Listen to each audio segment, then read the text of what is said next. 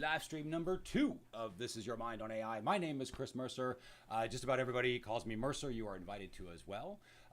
What we're going to do today is, I thought we'd go a little meta. So I'm first going to show you how to get kind of the AI in the right sort of state that we need it in. Remember, we're AI operators now. We're not using AI. We're operating a machine that is AI to help us automate our thinking.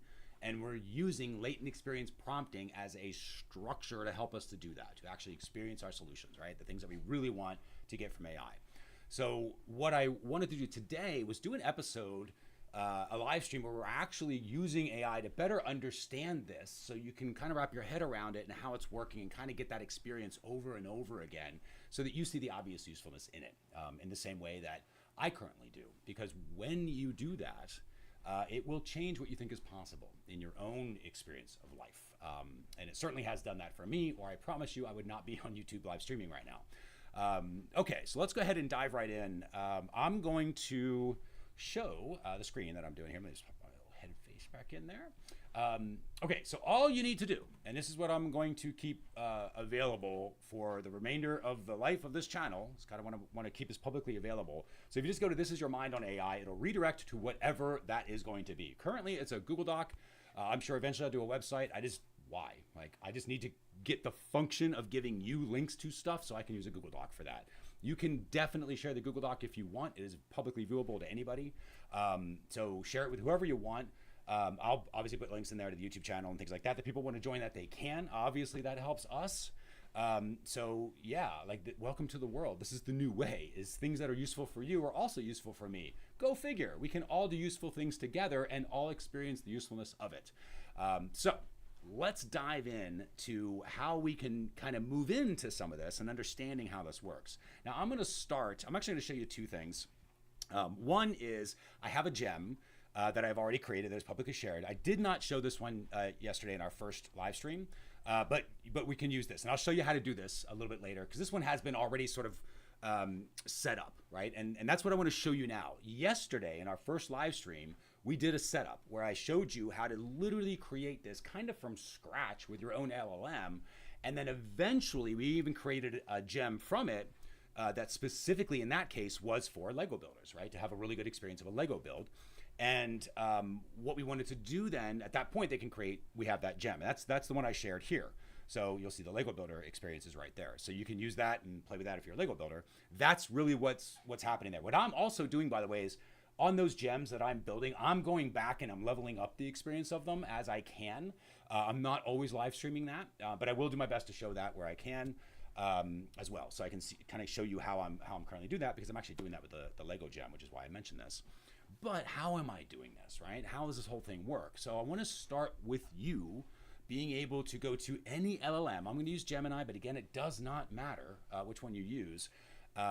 Go in there and you can use the free accounts. If you don't have a pay account, totally fine. You can use whatever the free AI tools allow you to use. Gemini, Claude, ChatGPT, whatever the thing is. So what I'm going to do is I'm just going to copy this piece right here.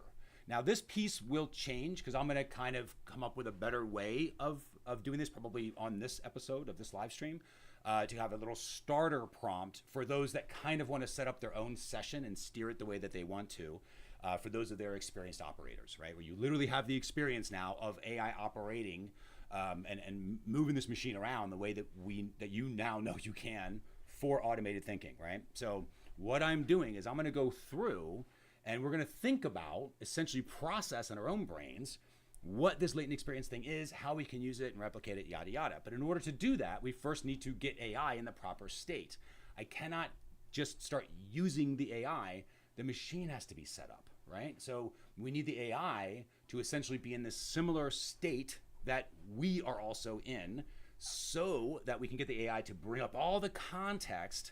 That is the stuff that we really know that we need to know. Think about all the knowledge that it has in its database, but we have to get it to light up with the exact right context, but we don't actually know what we need to know. We just know that something's missing most of the time. We have a problem we're trying to solve. We don't know the solution. We kind of know the direction, but you don't actually have an end destination in mind. You don't clearly know what to do, because if you did, you would not have the problem. You would have already solved it. And so what we're going to do with latent experience prompting here is to help AI kind of fill in those blanks without us having to tell it to fill in the blanks. And that's going to feel a little weird, but that's exactly what's happening. So with any luck, we'll be able to experience that together as we go through. What I'm going to do is just flip into Gemini Flash. That's what I'm doing right now. And all I'm doing is I'm pasting in that exact same prompt that you can paste in right now. So you can follow along with me if you happen to be watching this.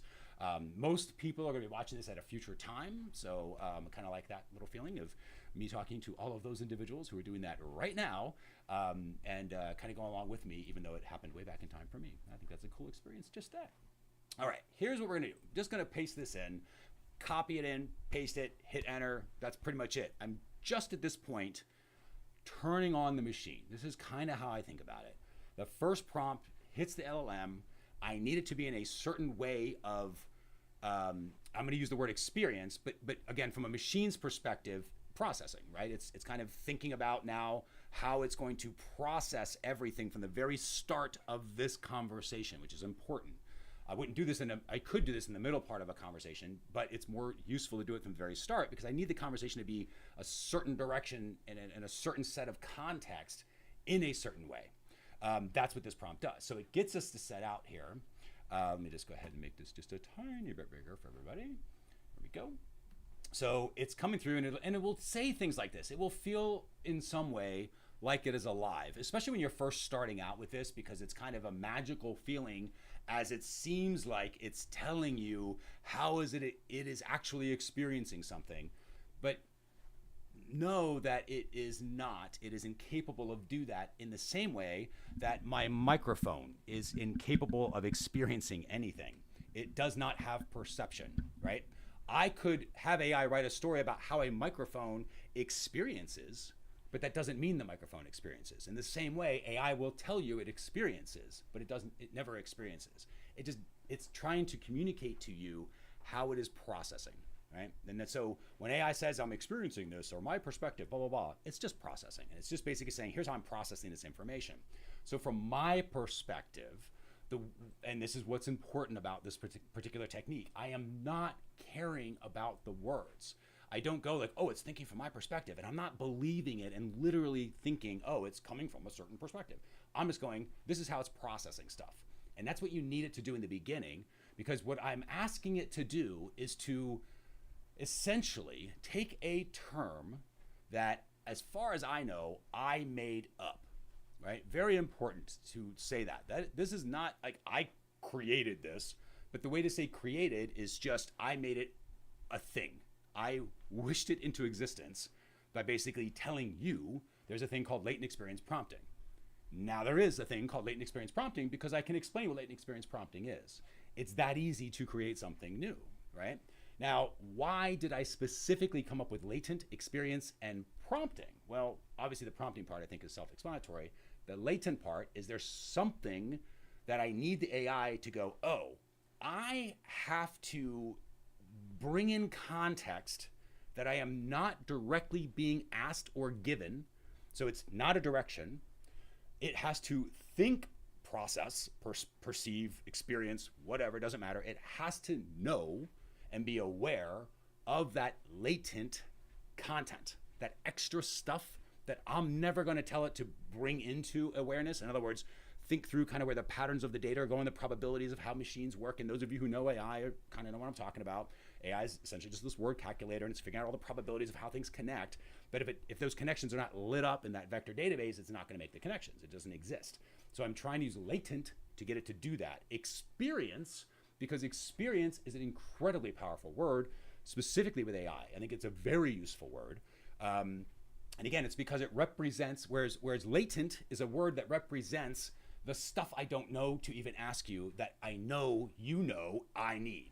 That's what latent is communicating in a pattern, right? It's the word, but I'm communicating that pattern.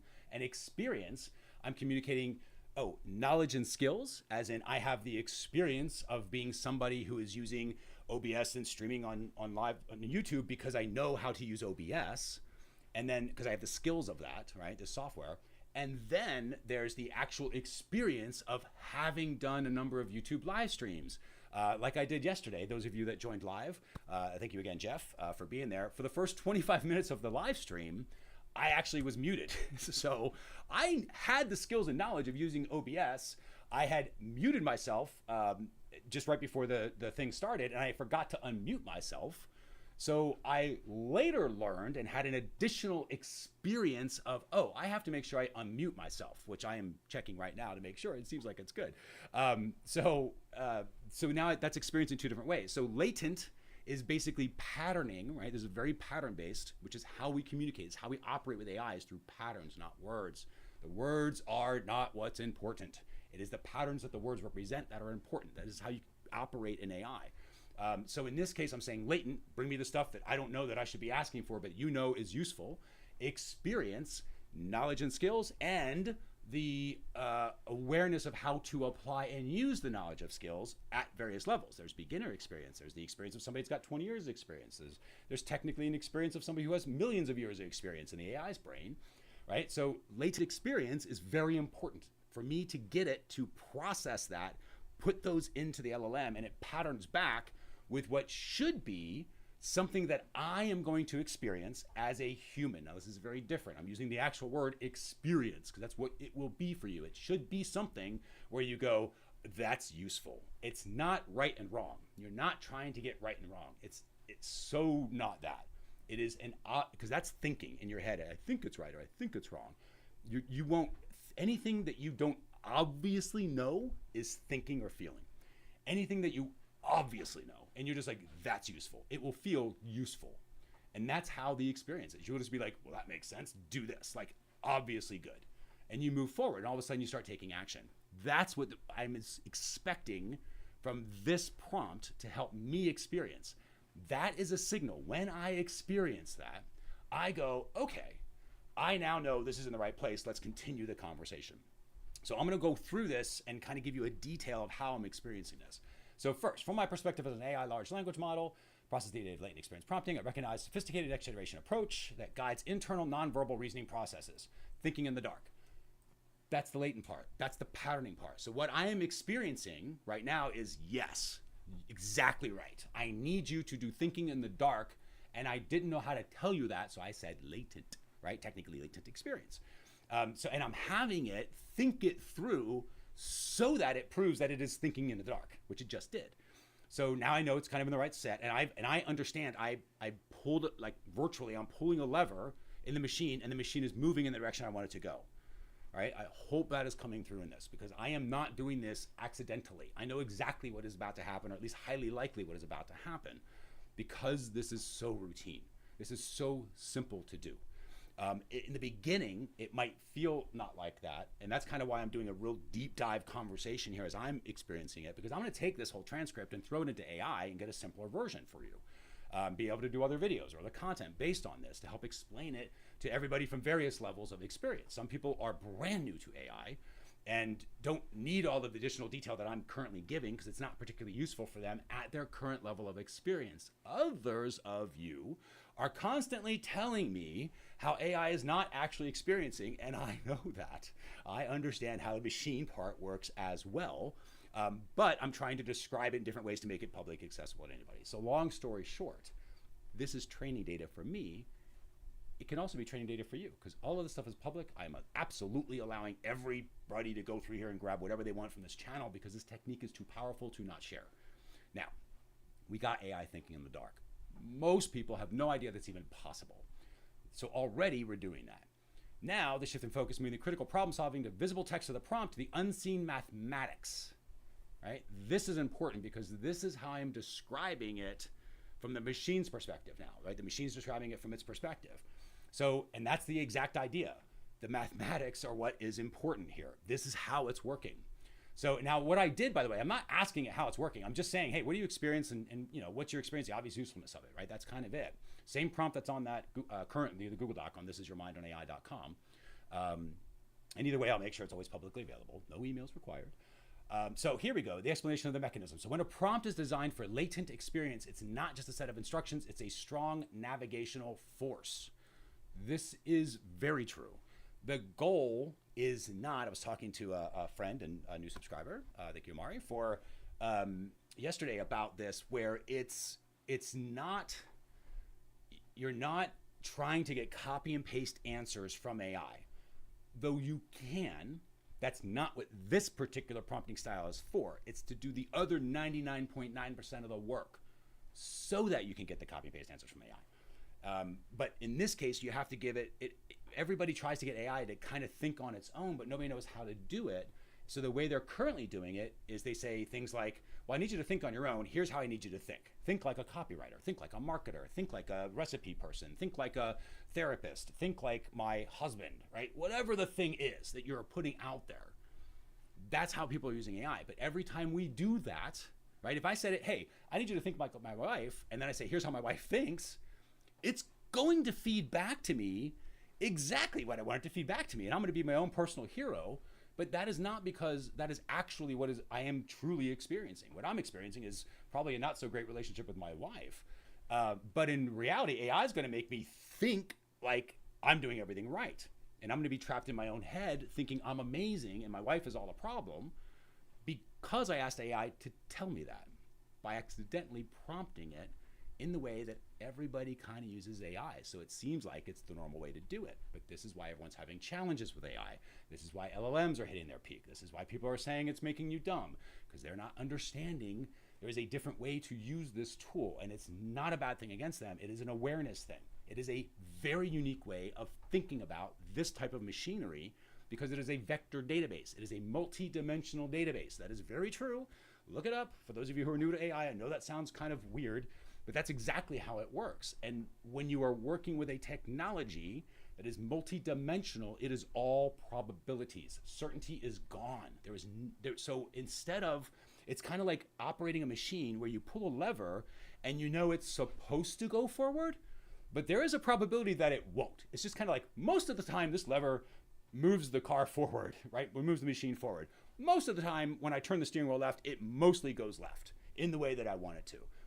That's how you operate AI. It is always kind of like, I'm pretty sure this is going to work, but it might not. And if it doesn't, that's okay, because I know how to operate AI. I'll steer it back.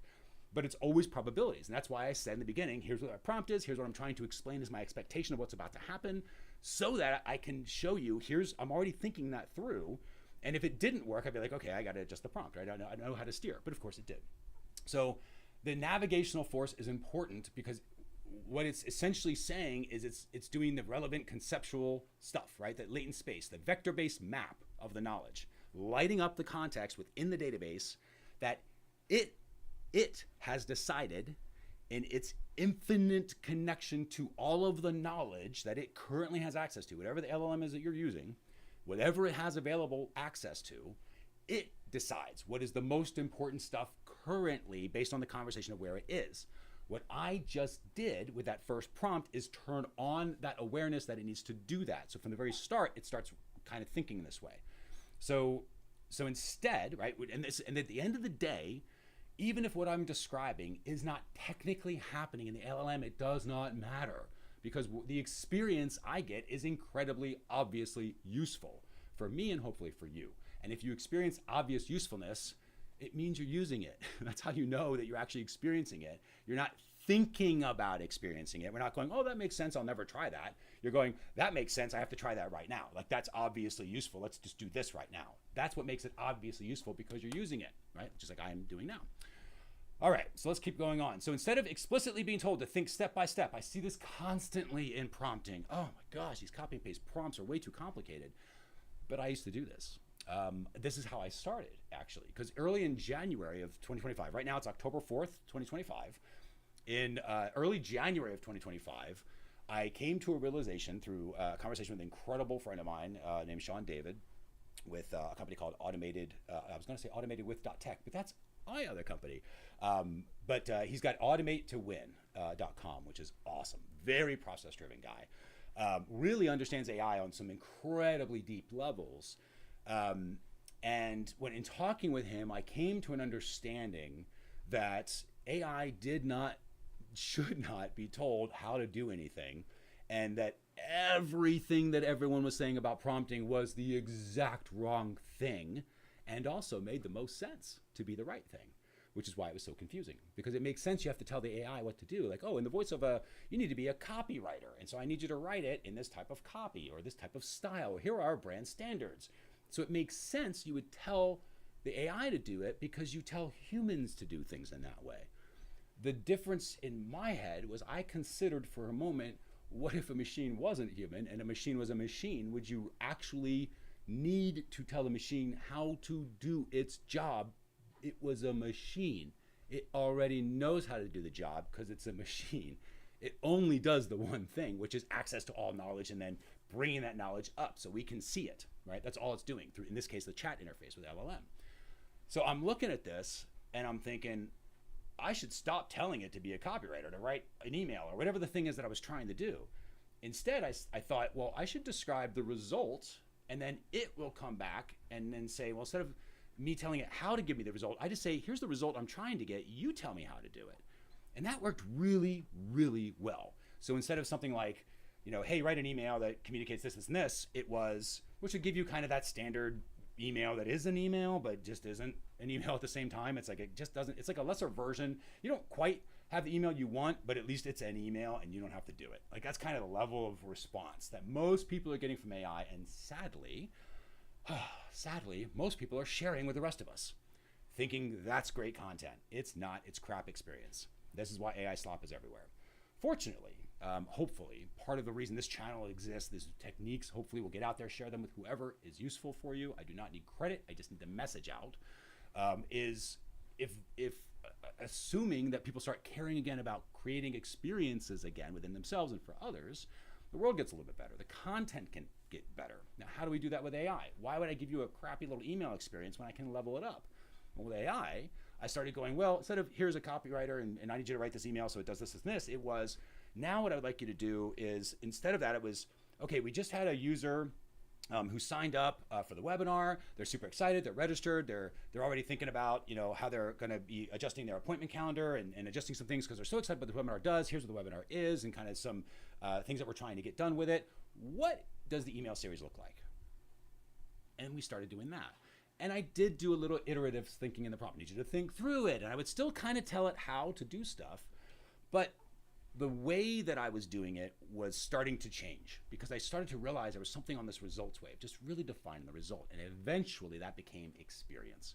When I realized we should not describe the result, I should describe the experience of the result I'm trying to achieve, then AI comes alive. This is the thinking step-by-step stuff that we're doing now. So in giving you that email example, it would be like, okay, we just had the most amazing experience ever as, co-founders of whatever. Here's the thing we did. We just got this amazing webinar. We had all these people show up. It was constantly shared. They were super happy. We had this amazing experience. Everybody, the show rate was amazing. We had this content people were engaged on. We have all this other stuff happening with this massive community being started. And it all started with this email series, this first initial email series. Everybody was coming back to us saying that email series was an experience of itself. Like that email series is why we were here. It was so much fun. It was so engaging. It was so useful that we couldn't help but be at that webinar. What's the experience? And tell me about the email series. You will get dramatically different emails from that, right? So I'm giving you a bunch of different things you can do using LEP. I will show you all of that, right? By the way, I think I'm going to call that leaping. Because I was thinking LEP, right, latent experience prompting, could also be leper if we were all lepers, which kind of feels like that in the same way because you're going to be an outsider for a little bit. People are going to look at you kind of weird until they realize you're not a leper, you are leaping forward. And that's why I think I'm going to use leap. So LEP, we're going to call that leaping because that is what it's like. You're using automated thinking to leap forward in your thinking, right, to change your experience of the solution that you're actually getting. So now we know it's automatically going to think step by step without being told. That's what it's telling us here. So first, I'm going to upload this dark space, right? I'm not skimming the surface anymore. We're going kind of the meaning behind the meaning is what it's looking for, bringing in the context, number one. Second, it's going through multiple rounds of iteration vectors, hidden thoughts before the single output, right? Now, is there a way to technically prove it? Maybe people at Claude can do all that stuff. It doesn't matter because the result that you get is the experience of the solution you are actually trying to achieve. That is important because if you're experiencing the solution, remember, it's because it's a solution. So it doesn't matter if what I'm saying is accurate. It doesn't at all. It's irrelevant, right? I believe it's kind of working in this way. It is a useful construct for me to think how it's working this way. But it is not at all important to be accurate. It has to be useful, right? And that's what I'm trying to get to is this going to be a useful experience? It's now setting it up for useful experience. And so far it is. One, because it's bringing up information that I don't have to ask it for. Two, is because it's doing automatic iteration in the background. So context comes up on its own without me having to give it context. It's going to be doing a lot more thinking about stuff because it kind of has to, which is true, or at least it should.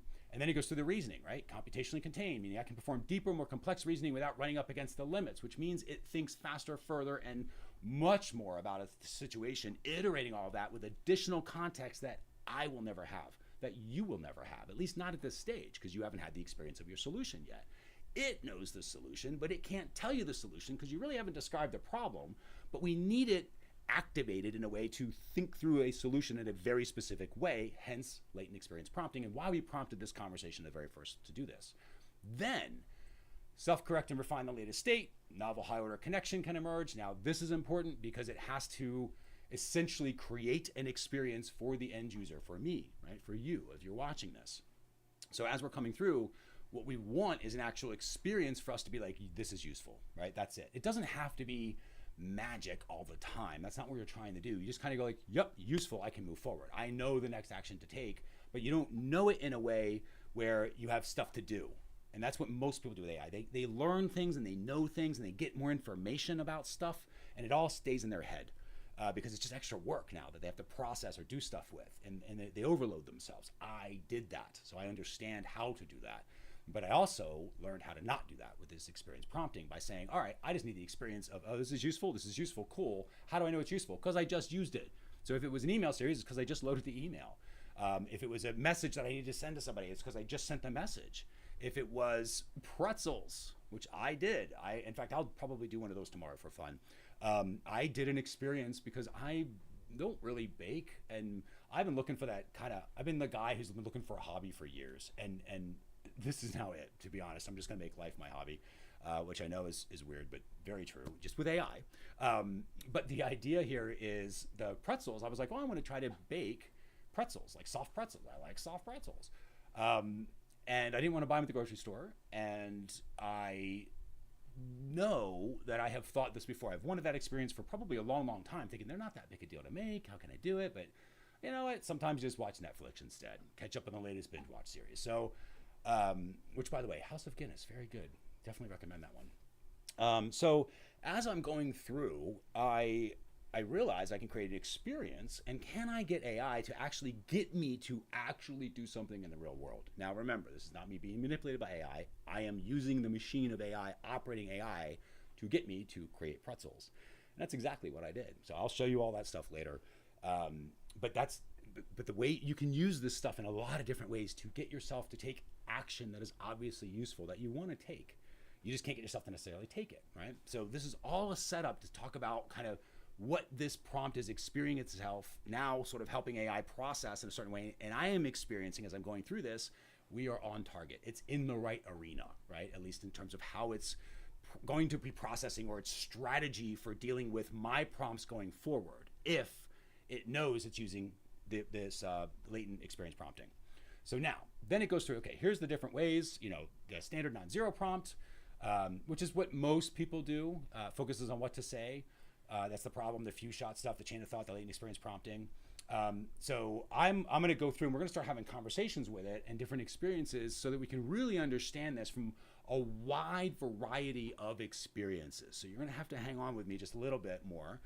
But if you're a beginner, I know a lot of what I've just said sounds crazy and different and weird. And that's only because they're unusual terms, just because you haven't been in the industry of AI at the level that I have. And I don't know that I'm saying it completely accurately. Again, it doesn't matter because you're going to see the useful experience here. You actually experience that.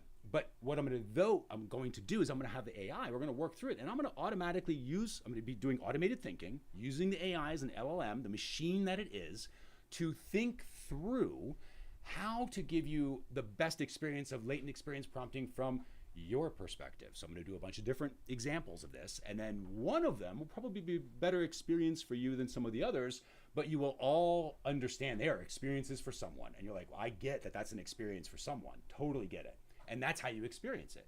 You still experience it as an experience, just something that's for somebody else. It's potentially useful for you, definitely useful for them, right? So there are aspects that are potentially useful, which is why you kind of experience it in the first place, but it's obviously useful for them. And then another one that we do might be more useful for you. So we're going to go through this. So here's the obvious usefulness that it's talking about, why we would want to do this. Deeper iterative internal reasoning, which just is, again, thinking it through over and over. It's double checking itself, trying to catch its own mistakes. Think about hallucinations. Do they still happen? Of course, because whatever, humans make mistakes too. That's just what probabilities do. That is how probabilities work. 99.9% doesn't mean 100%, so there's always going to be 0.01% of something. But you have substantially less hallucinations, and the hallucinations are less interruptive. They're less consequential coming through there. So super important to do that. Significantly improved efficiency. I have not experienced this specific thing before, and I love it if it is true. This might be a hallucination, right? But unlike chain of thought, which increases the length of the prompt, because, and this does make sense for those of you in AI, I think, correct me or keep me in the comments and let me know, because the prompts are so much smaller, the reasoning internal and token free. So it conserves the context window space. That means you can have more useful conversations, more useful experiences of solutions for a longer period of time before the snake eats its tail. And that's kind of what happens with AI. If you have a conversation long enough, it just sort of loses the thread to the very beginning. And that's because there's a window of context that it can kind of hold and process at one point. And as you carry on through the conversation, if you started over here and the window just kind of moves past that beginning point, it doesn't have access to this anymore. That's what a context window is. Any questions on that? Pop them in the community. I'd be happy to do some videos on that stuff too. But the idea here is, because it's not using as much token space, right? The processing power, cheaper to run, cheaper for you for API calls. So those of you who are in corporate thinking, okay, how's this stuff useful? This kind of guy's out here talking about experiences. Money, you're saving money, right? So, or potentially, I mean, investigate this, but absolutely investigate that because it makes sense that that is happening. It's less token processing. It's cheaper for them to run. Maybe AI isn't the energy hog it is seeming to be. Maybe it's an energy hog because of how we're using it, which is inefficiently. And so if we start prompting in this way, the energy usage goes down as well. Could it help the environment? Don't know. Don't know at all. However, that could be an experience for you where you start going, I understand why this is useful, because maybe that's what you care about. And that's a reason for you to get started with this, or to maybe help others get started with this, for any of these reasons that I'm talking about. All right, let's continue. So more coherent creative synthesis.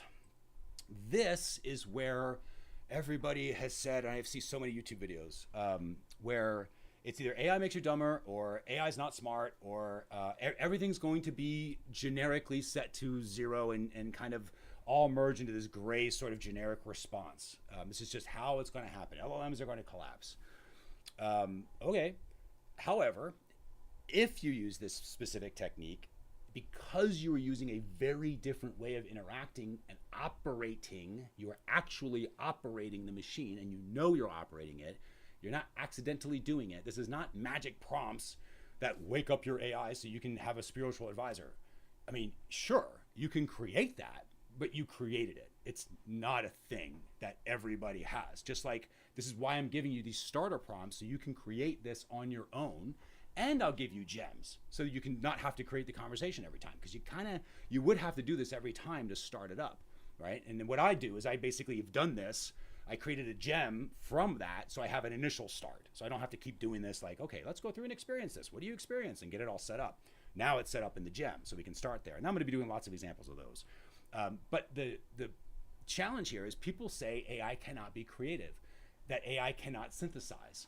I heard Bill Maher on earlier this weekend talking about how AI can't replace a comedian, right?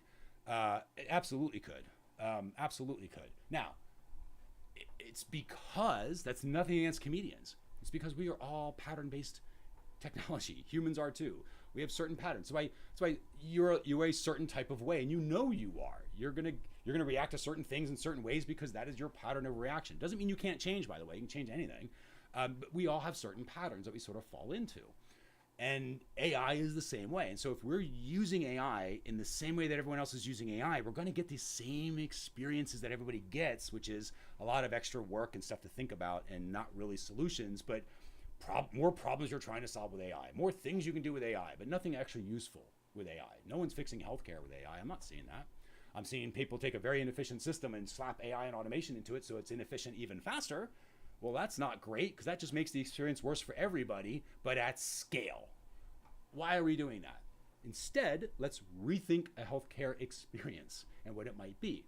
I'm absolutely going to be doing stuff on that like this on this channel too. Anything else you want like that, drop comments in here, put it in the community. Those of you who are subscribers, or when you subscribe, be in the community. That's where we're doing everything. That's, I believe, public. I'm still kind of working out my YouTube skills here, but be in there because that's everything that I'm going to be doing. This channel is going to be guided from this community, and I don't care what it is. Throw it in there. Let's figure something out, right? As long as it is something that is highly likely to be useful for everyone as an experience so that we can all learn together. I am more than welcome to make it a public live stream and to show you how to do that stuff. But the challenge or the benefit of this, right, this more abstract creative thought is this is where AI can create, and it's not creating. So I know what I'm saying here. It's telling you, oh, abstract creative, right? It's not creating, it's lighting up a connection in the LLM between things that had not been connected before. When it then brings back that response to you, you experience it as insight and you go, that is interesting. I have never thought about it like that before. And in that way, it as AI, you using the tool, right? Remember, it is not separate from you. It's the machine that you're operating. As soon as you go insight, you now have used AI to automate your thinking because you have the insight. You didn't need what was required to get to the insight. You just needed the insight. You don't need to do all the thinking. You just need to experience what is true. And you go like, this is obviously useful. Of course that makes sense. We should now investigate that.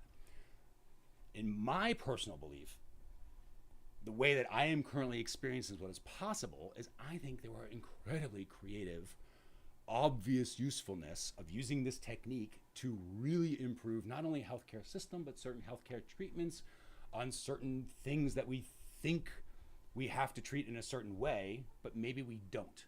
And if we just re-experience some potential solutions, and I'm going to do my best to show that here with certain things, not that we're going to be talking about medical experts and advice. It's not the point. It's, I don't know anything about healthcare and certain diseases or whatever. I just know how to operate AI to automate my thinking around those things. Imagine if there was somebody, let's say, that was researching cancer and they didn't know that they were this close to an obvious cure, maybe, if they stumbled upon something. And I'm using an example like Post-it notes, right? Which is a story in 3M that they were, the chemists there were trying to make a super glue. And instead, it was this error that did not work. It was a failure. And as they were trying to make super glue, they ended up making the glue that goes back on a Post-it note. So it's just a completely useful thing that they recognized as unbelievably useful because they were using it as a Post-it note glue. And then somebody's like, that's a product, right? So they got it. And they were like, oh, this was a failure. In the one hand, they tried to do super glue. They got an anti-super glue, but it was the perfect usefulness for what they actually needed. And I am sure made them billions of dollars through Post-it notes. Those things are everywhere. So this is an idea of creativity where you go, oh, I'm trying to get super glue. Something happens and you go, this is an unexpected result. There's an insight where you go, oh, the thing we thought would make it super glue is not. It's a thing that actually is the opposite of that. But because now we know how this mechanism works, we can make Post-it style glue, right, for Post-it notes. Creativity, insight. That's the stuff that we should be experiencing as we go through. Scalability for smaller models. I think this is also super useful, though we are not using a smaller model right now. We're using Gemini, right, which is Google's model. And I have not tested this, but it makes sense for smaller, more efficient LLMs that potentially this works even better. So if you happen to have a company LLM inside your company that's kind of firewalled, or a unique one that you've made for your own brand, or yourself even, there's people that are doing that, like local AI stuff. Try this out. It might be useful for that. So, all right. So in short, what is this experience all about? It's about the evolution of prompt engineering. I believe that is true. It moves beyond telling AI what to say, which ironically enough is not what people think they are doing. But that is 100% what we are doing. We're telling it what to say. But in this case, we're giving it patterns on how to think. And that's what latent experience prompting does. This prompt is a latent experience prompt to create latent experience within the AI, so it activates and now can speak in terms of that and can get me this result, can get me this actual experience. So the results are more efficient, capable, and insightful AI, providing with superior results with less effort and fewer tokens. Now, at this point, I get really excited, and I have to do my darndest to not do this, because I have done this for such a while now. Not forever, it's been weeks, but I know what is possible with this. So I want to try to help experience some things now with you, so that you and I are experiencing this thing together. And I know that some of you are here live and can experience it. Others are going to be watching on the recording. Most of you at this stage, we're early days, so I'm mostly talking into the wind. But as you are watching this, right, I want you to think about the experience that you are having, which right now may not be the best experience because you're watching a YouTube video. It's kind of boring. I'm going through here. I'm reading a bunch of stuff, kind of talking. I could flip cameras back and forth to get your brain communicating back. That's fine. I'm not going to mess too much with that stuff in the beginning. Maybe later I will get better at that, to kind of flip that stuff out. So yeah, now you're back. We got that experience. We're connected again. So now let's look for experience here, but from a different perspective. Okay, now I'd like you to experience what latent experience prompting is. And now that you've experienced it from your perspective, I'd like to have an experience that is more for somebody kind of like my mom. Now, my mom is awesome. She is a beginner when it comes to AI. She's using AI on her phone with an app, and she's trying to maybe write a book with some stuff and using AI to bounce some ideas off of, recipes, kind of the basic stuff that you would think somebody who is a little older and really hasn't grown up with AI, didn't really grow up with the internet, and is now trying to sort of catch up and experience what is the new world that has already changed. And now she's in this point where she really wants to experience what AI has to offer, and she's probably really going to be interested in something like latent experience prompting. But as the creator of This Is Your Mind on AI, and this is my personal perspective, her experience, if I go out there and talk about latent experience prompting all the time, it's not going to be good. It's going to be too complicated. It's not relevant. And it's not that she's not smart. She is. She just doesn't have the experience on AI or the technical, WordPress skills and all the other stuff that I have. So my languaging is not necessarily going to give her the best experience of what latent experience prompting really is from her perspective. So to help with this, could we come up with some sort of example, some sort of experience that you can give me kind of as the result here, the response that I'm looking for, is an experience that is for everyone who is highly likely to be like my mom. So not specifically for my mom and her experience, but generally speaking, people in that age group who are likely experiencing the frustrations you would think they would be experiencing, who are likely to be experiencing the desires you think they are experiencing, who are likely to want to actually find this useful, and who are absolutely going to find it useful as they experience what it is. But they have to experience easy for me to say, they have to experience latent experience prompting in such a way that it seems obviously useful. So they may not ever say latent experience prompting. They might want to use a gem. What would be some examples of latent experience prompts? How would they actually experience it? So what I've done is I've given you a description of an experience that I am actually trying to experience myself, so that people like my mom are also able to experience it on their end. And they might have a slightly different experience, but both parties, myself and those people like my mom, are both having an experience that is obviously useful as we experience the result. All right, now I'm going to walk through very quickly kind of what I'm doing here. You will notice I will say experience over and over and over again because I am popping these little experience notes. That's what I wanted to do constantly. I will give it a little bit of context when I know it's like, oh, here, maybe she's trying to write a book. It's kind of this, here's some basic stuff about her. Here's kind of what she does. And what I'm doing is I'm kind of giving it a model of people like her on purpose. And it goes, oh, well, there's that person, but there's other people that are like her. And it goes, and it pulls up all this additional context around age group, demographics, psychographics, right? All this other stuff that I would never ask for or think to ask for, and that somebody in context engineering prompt school is going to say, oh, you have to give it all its context. You have to upload a deep research report with all the different details, and you got to make sure it has all this knowledge. I'm like, okay, Maybe, maybe, maybe. Or we can just ask it for the different experience, kind of give it some patterns, right? Which is what I'm doing here. Again, don't worry about the words. And I proved that point a little bit later, I'll show you. But I went through and kind of talked about it, kind of how I think that she's experiencing it, but I also said it's a description. That doesn't mean that I'm right. It's just sort of my experience of what I think her experience is. And I need the AI to kind of ponder and light up what it would think somebody in that demographic and psychographic would actually experience, right? That's what should be happening here. So again, this is where it's like my language is not necessarily going to be that. I'm already saying, don't say what I'm saying.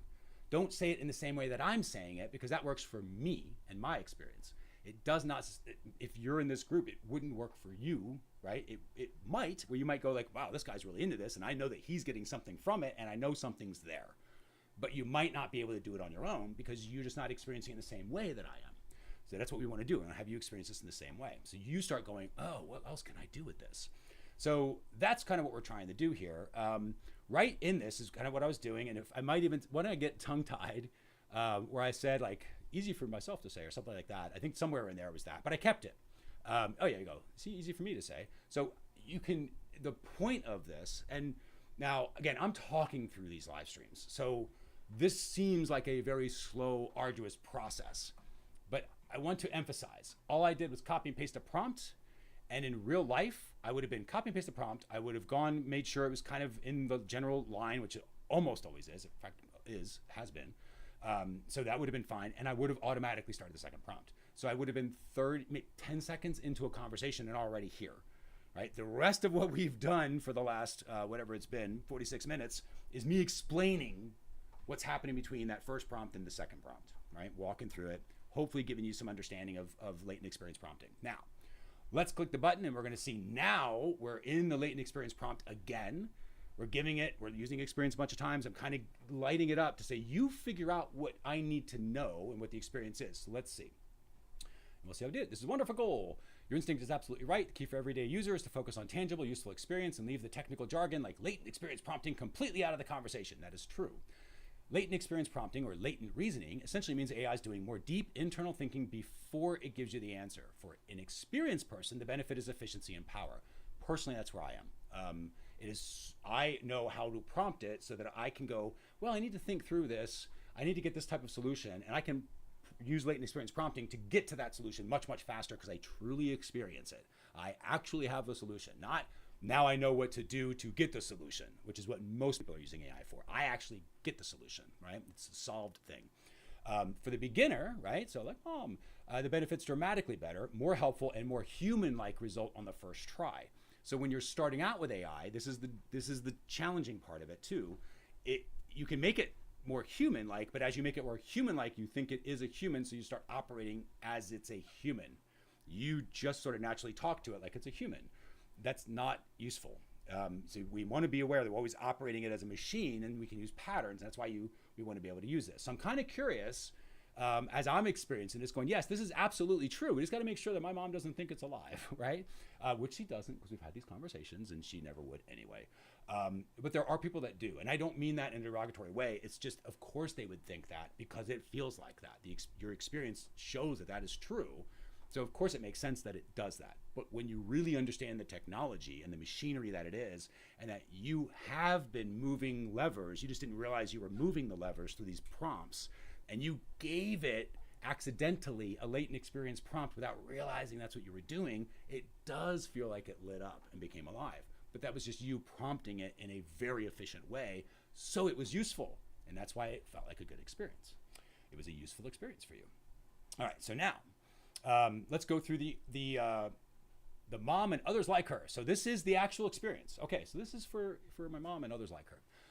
We won't call it latent experience prompting. Instead, we'll call it the effect it has. The AI's ability to think it over before answering. That's cool. The results in this answer feel more complete, thoughtful, and useful. Users' experience should be asking a big, complex question and getting an answer that already anticipated the next 5 things they would have asked.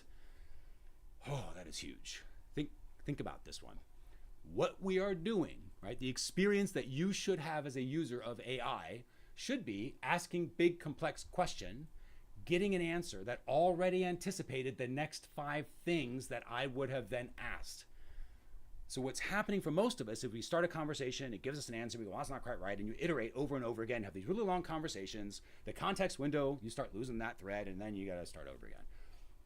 This is literally kind of saying, this is how the experience is going to feel. It's going to feel like I already know what you're trying to get to. I'm already an expert, and you're talking to me about a certain thing. And so I'm already knowing the questions that you're going to ask because I have experience that shows me this is what's likely to happen. So I'm going to give you answers that are going to preempt those questions so you don't have to ask them now. Collapsing time, right? Collapses, that's just how automated thinking happens because it's doing the thinking for you that you would absolutely do on your own or that you're highly likely to do on your own. And because it's anticipating that, it's answering those questions in advance, which is what makes it feel a little like magic, right? So writing the book. So I love this one because this might be something that she could do or anybody can do on writing a book. We'll talk more about that as we go through. I think that's another good example to use this for.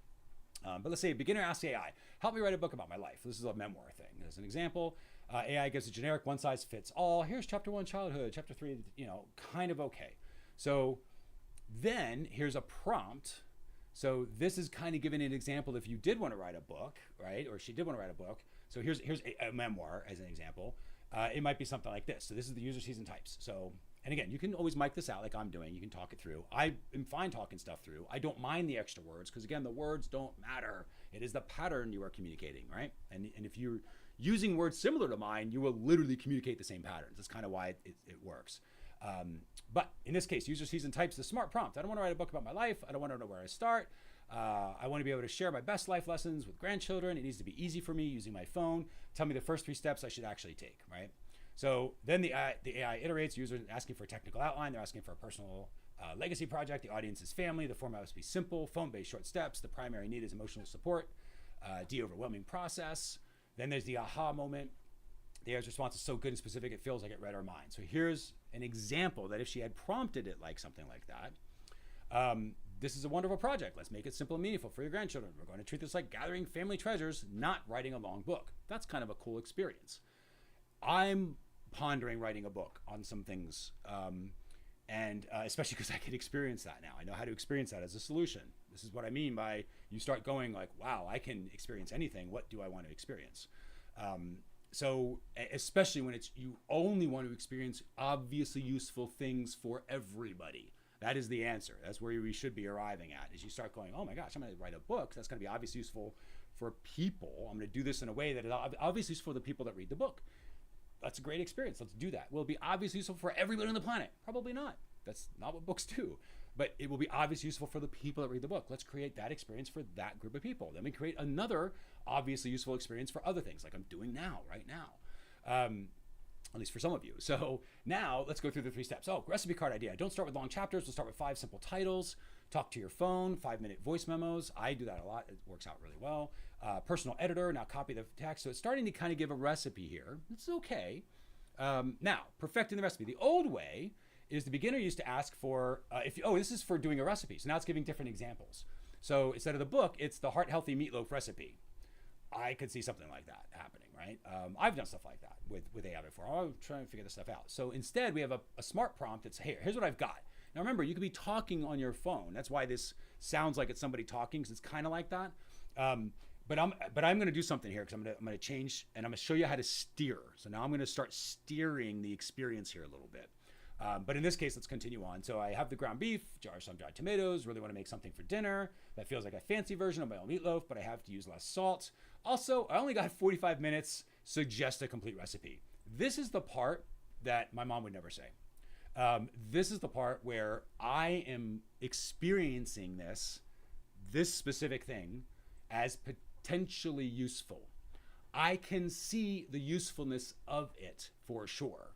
However, I also can see that it will not actually be useful for my mom. It will be potentially useful. She'll see it and she goes, oh, that makes sense, but she'll never say, suggest a complete recipe. I would never say that. Why do I need to tell AI to suggest a complete recipe? AI should know I need a recipe, because how else will I have the experience, right? And that is where I'm going to start steering it, because what's just happened is the machinery of AI, I'm using the automated thinking, is not getting the experience that I want. It is an experience. It is just potentially useful. What I really want is obviously useful. Something I go, oh my God, I basically just made meatloaf and didn't even realize it. Like that kind of thing. So I'll show you how to steer. And it does an okay. It's like, okay, here's what it might have as the recipe. Prep time is this. Here's the ingredients. Here's the preheat, right? What makes it fancy? Fragrant Italian herbs and intense, slightly chewy, sun-dried tomatoes. Okay, cool. Here's your takeaway for the non-technical audience. All right, so now what I'm going to do is we're going to steer it into becoming, ideally, what we were trying to do this first one. And it's okay that it kind of got there. It got, like, I'd say it's 80% there. There's a lot of useful stuff in here. But as a whole, it's potentially useful. You kind of have to go and you pick and choose the things that you can use from it, which is what makes it potentially useful. It's not all of it is useful. You're just like, oh man, this is mostly useful, but not something that, again, my mom's not going to ever prompt in this way. And I need it to be in a way that she experiences it and goes, oh, it's just like what I would do anyway. Like she has to think to herself, this isn't something I have to remember how to do. It's just natural to do. That is the experience that we're trying to create.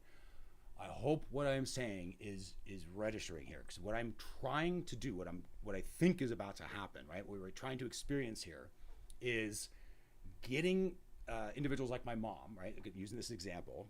Sorry, Mom, for calling you out so many times on this. It's not that way at all. It's just a helpful example.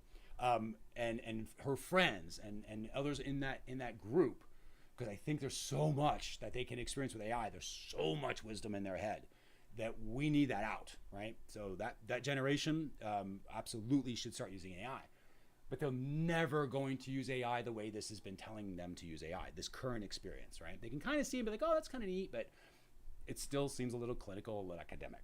What I need to do is have this come up with a way where it tells them, well, if you're in this age group, this is probably how you're going to do latent experience prompting, where it makes sense and it is natural for them.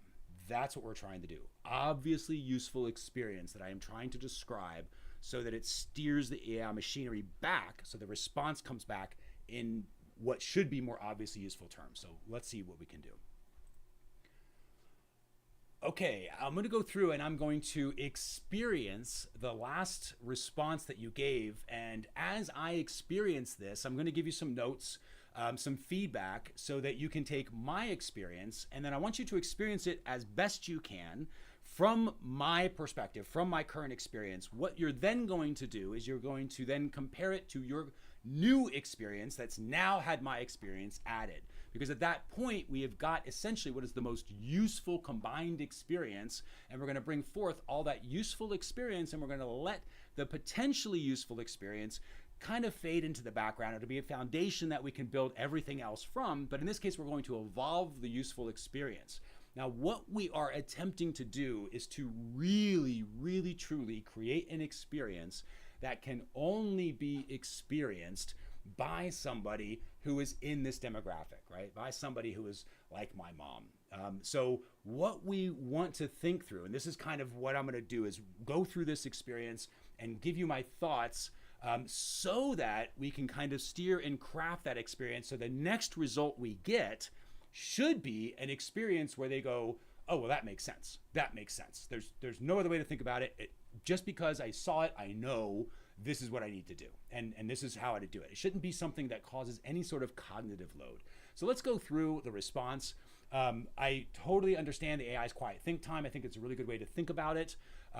The prompts, though, the actual prompts, I don't personally see my mom ever saying, I want to write a book about my life, but I don't know where to start. I'm 75. I want to be the way it shows my life lessons with grandchildren. It need to be easy for me using my phone. Tell me the first 3 steps I should actually take.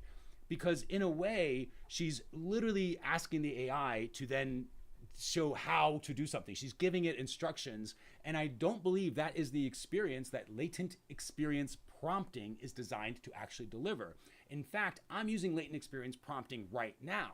I'm using these techniques because I am not specifically telling you exactly what I want as a response. I'm describing the experience that I require as a response. And I'm letting you know right now I am not getting that experience. It is not obviously useful that this prompt is something that I can experience as obviously useful. It is potentially useful. I see the benefit to the prompt. I see why it is a better form of a prompt.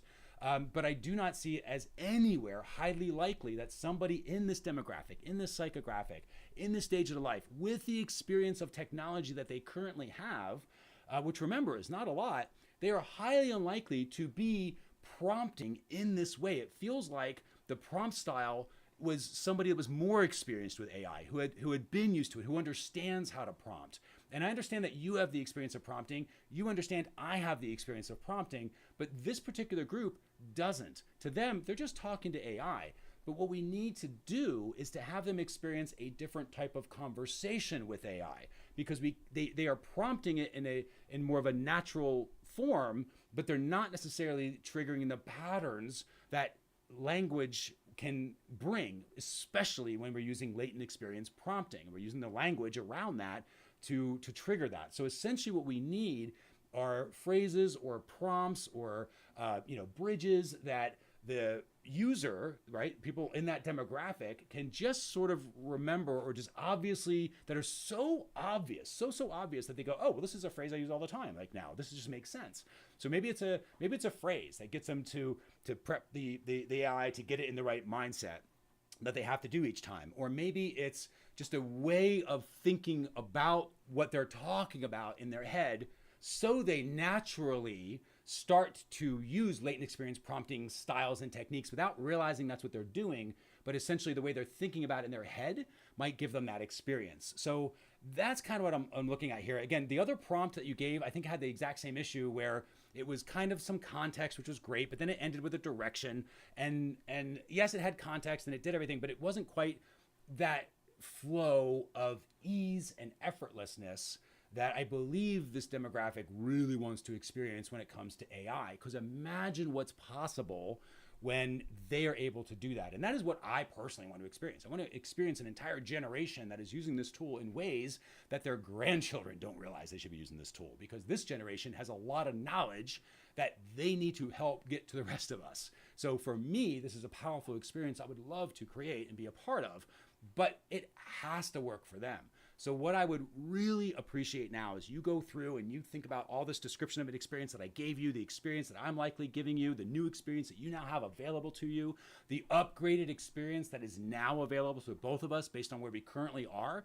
And what I would like you to do is provide me what is highly likely to be the most useful experience now as a response for this end user. What is it that they are experiencing that makes this so obviously useful that they naturally, automatically start using latent engineering prompting without realizing that's what they're doing? To them, it's just like breathing. They're just sort of doing what they normally do. They're just doing it in a slightly different way that was so freaking easy. They just had to be aware of it. And once they were aware of it, it was so obviously useful that they continued to do it. And they are able to get similar, if not the exact same results that somebody like me is able to do in the way that I use latent experience prompting, which is very different, but accomplishes the same thing. So what we're looking for is that different path, a different experience.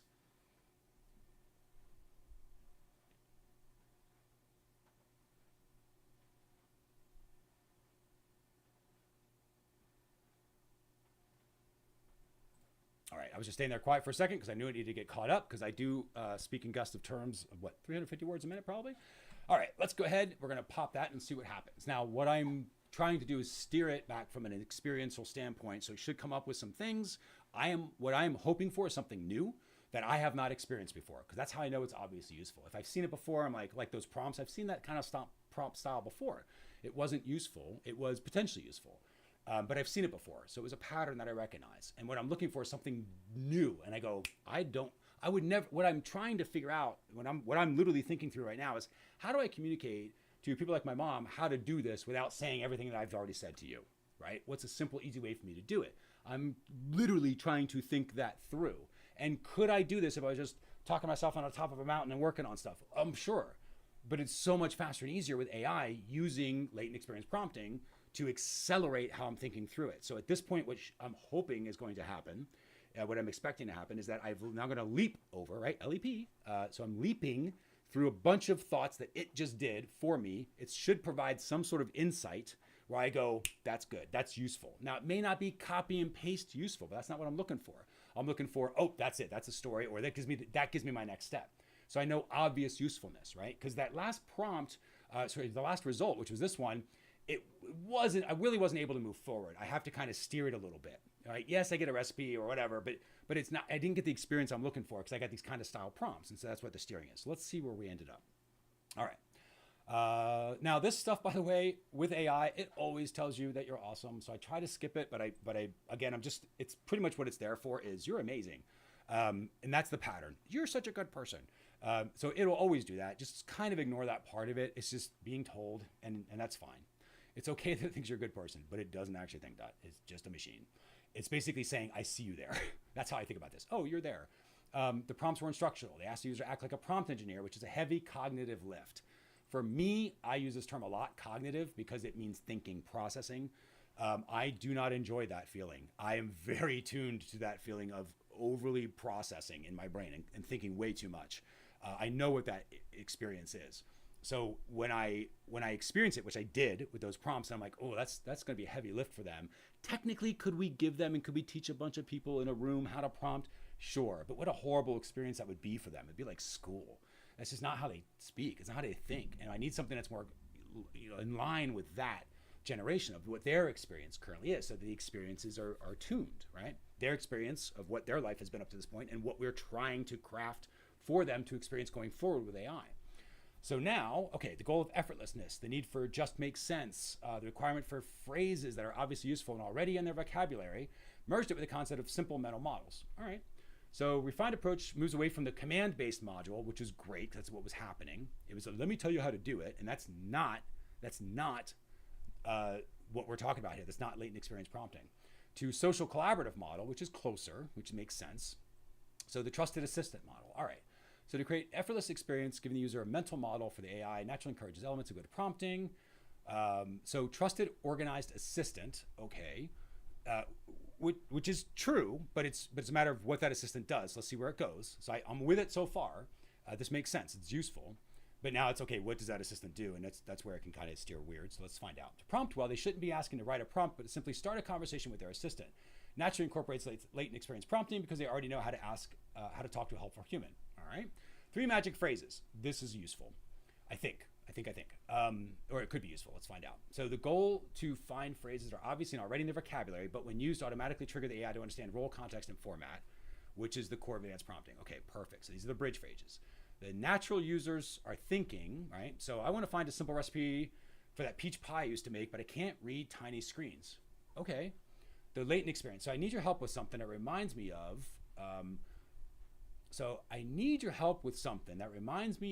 my old peach tree at home. Can you write down the steps so that I can clear them? So this is peach pie. I don't know why they would say my old peach tree at home. So it would be, I need your help with something that reminds me of a peach tree or a peach recipe that I'm trying to figure out. Can you write down the steps so I can hear them out loud? Interesting. So I'm going to see kind of latent. I'm not sure. This is potentially useful so far, but let's find out. It might be useful. The role, a nostalgic recipe assistant, context, the childhood memory, prioritizing flavor simplicity over modern complexity, task format, find a recipe, present it. Okay, so I still want to kind of see what the responses are like because the response is the issue. It's not the idea of does it have knowledge of how to make a peach pie? Of course it does. I need it to respond to them in a way where they go, oh shit, this is right. This is how I should be speaking. So this is still written for me as an experience, not for the end user. The hands-off phrase, they're not giving instruction, delegating a trustworthy, organized assistant. Here's what I've written. Before you do anything else, just check over this to make sure I have a clean copy. Okay, so this is how people are already using AI, but they're steering in the wrong direction. This won't work. Okay. All right, I need to do a reset here because we're out of experience and we're not tuned or aligned. The person who is reading the next response is my mom. She must experience the power of latent experience prompting. Please respond in such a way that the experience is highly likely to be obviously useful only and especially for people in her specific unique group of experience. All right, so what I'm trying to do is just get it set up to see if I can even get it to give a tone now. Because what it should be doing is giving something that if my mom was watching this now, she would kind of like, ooh, like that's an experience, like that, wow. And she sort of feels something kind of in her body. That's kind of the idea. And that's what's not happening yet. I'm getting a lot of knowledge stuff, which is not untrue. It is useful, but it's still potentially useful because it's not an experience. All right, so simply sharing. The experience needs to feel like talking to a trusted person, not a computer. Mom shouldn't have to learn prompting. She just needs to learn to talk. The experience is moving from mental model search engine, competent grandchild, where you share a bit of life context and they handle the details. Okay. So to unlock the power of AI, we need to show your mom instead of one-time shop. Okay, so this is still going to me. When your mom, right? I am not the audience. My mom is the audience. I am experiencing this as I am the audience. This should be experienced as my mom is the audience. So now what I'm trying to do is see if I can switch the tone, because it's not switching tone. This just did. Okay, now we're in the right spot. So what was happening there was it was going off track. And I knew it was going off track because remember, AI operator in motion here, right? That's what's happening. So I'm operating AI. I'm getting a response back. I'm like, yep, that's useful, but not it. It's potentially useful still, not an experience. I need it to be something I can give to her. And she goes, whoa, whoa, whoa. Like you almost can't, you just kind of feel like that. That's what I need. So let's see if we're here. Hello, a new way to talk to your computer. Closer. So I'm like, all right, maybe. We know you just want to get things done without wrestling with complicated instructions. The secret to making this tool truly useful is stop thinking of a search engine and start thinking of your very best, most organized assistant. Secrets set the scene. So when you talk to your assistant, don't use a quick command like write a letter. That's too fast. Your assistant needs context. The most powerful way to help is always use a two-part thought, just like you would when explaining a task to a trusted grandchild.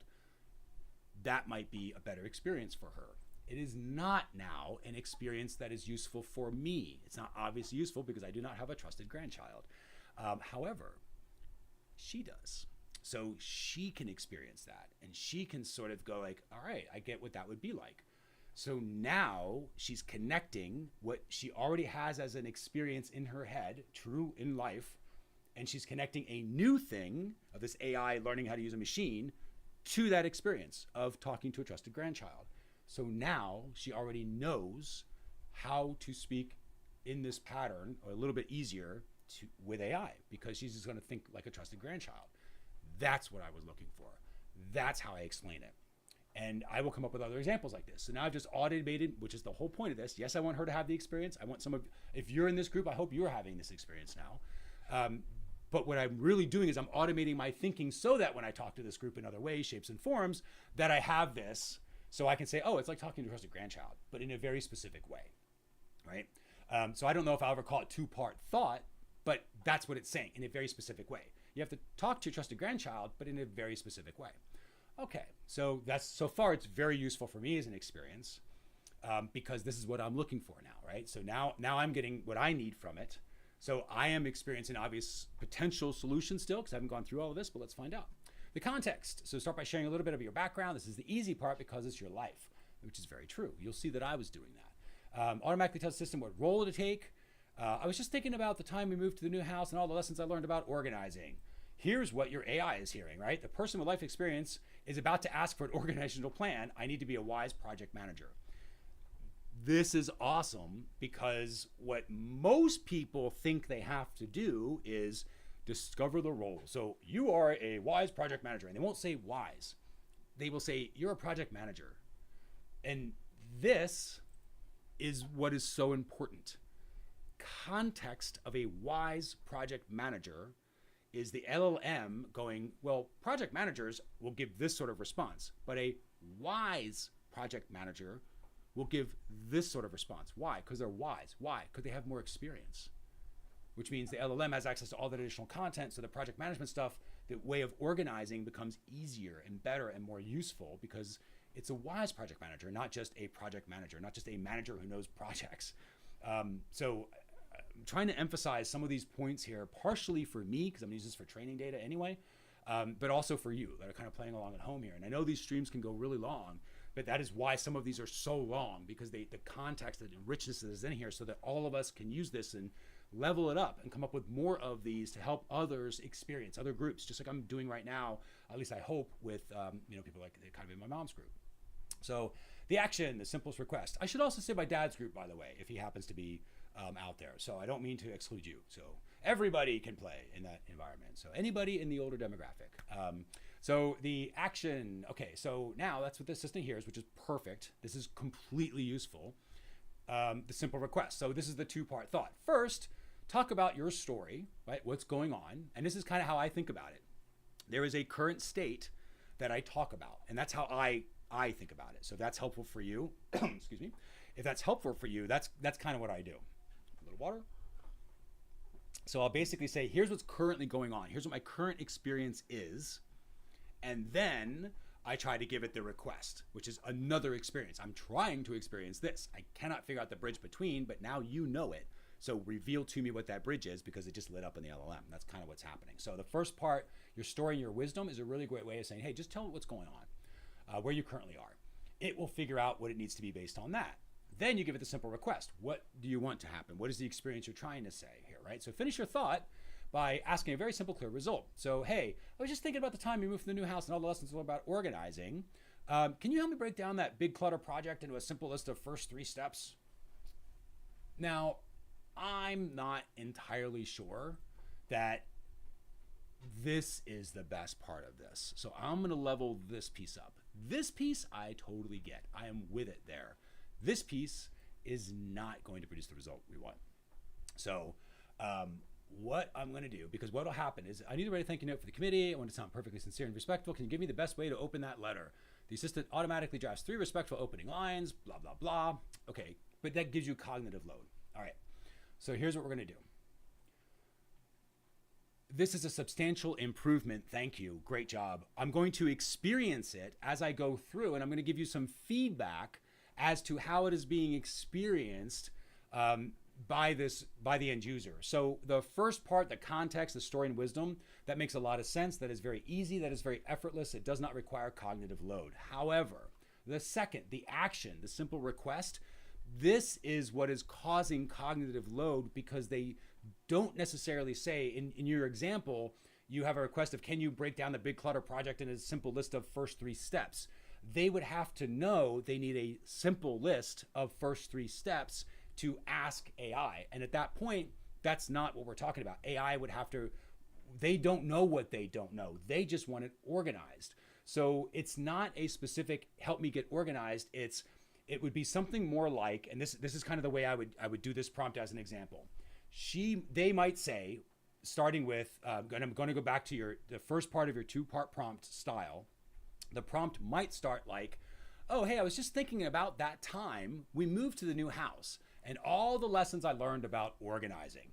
I have now a big, giant junk drawer of a whole bunch of stuff that I'm looking at, and I really would like to have it experience where it is really organized, and it's obviously useful as I'm going through it. The problem is I have no idea how to experience that as a solution. Now, that was a complete prompt, part 1 and part 2.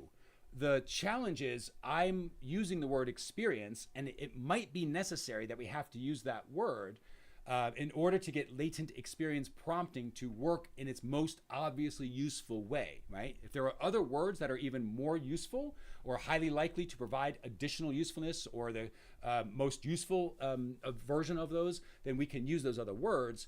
But if we use experience, maybe that's just how we communicate it, but we do it in a way where they naturally just sort of talk about how they want to experience it.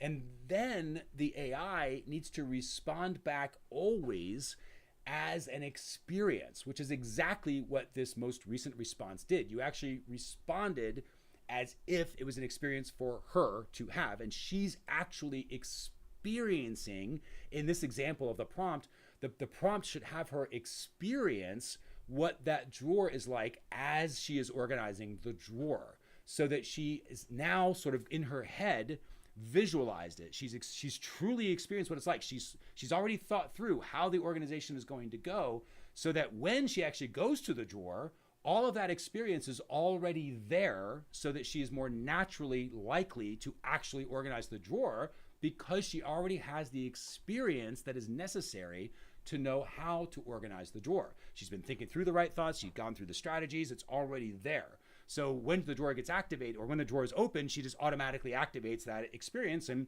now has an organized drawer that AI helped her with.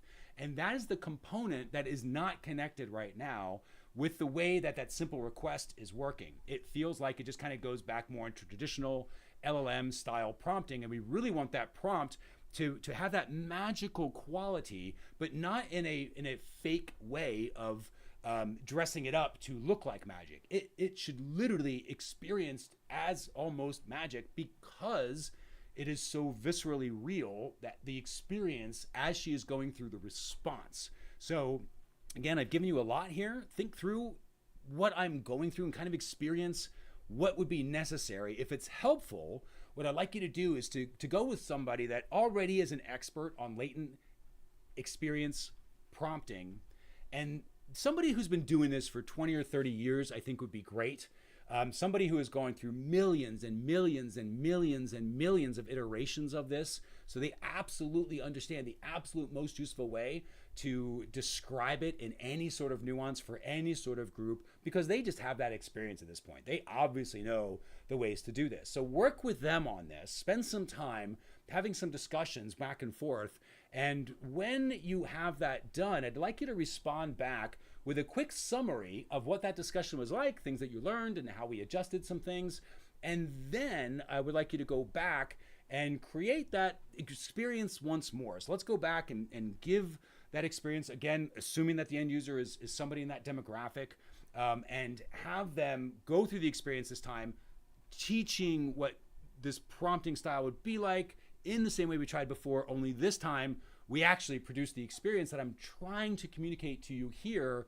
And I know I may not be doing the best job, but that's what this other person that's going to help us, your expert that you're talking to, they do know. They have so much experience with this. They absolutely know what I'm trying to do because they've done it a bunch of times. So they easily recognize the pattern that I'm trying to now communicate. And now that you know that pattern, you can share it with me, and then we can experience together this next result. So at this point, please give me what is highly likely to be the most useful experience for the end user. Okay, again, experience. But at this point, I'm going to just sort of emphasize the conversation here. So I am working on understanding LEP, right? So we're understanding leaps. So I initially created the conversation just to get it into this mode of experiencing this. Now I'm going through and I'm getting it to experience second prompt. Now I'm trying to explain it to a different group what it is, right? This is very early on in the conversation. I didn't really get it set in kind of an LEP mode, which is why I'm having to steer it back and forth a little bit, right? Because it was only one prompt and then it kind of gave me an example explanation, but it wasn't always operating in that. That wasn't really what I set it up to do. So what I'm doing now is that the next prompt was kind of like a regular prompt and I'm trying to steer it each time, right? So that's why these prompts sound like they do. I'm speaking in patterns specifically to help it steer, or what hopefully should.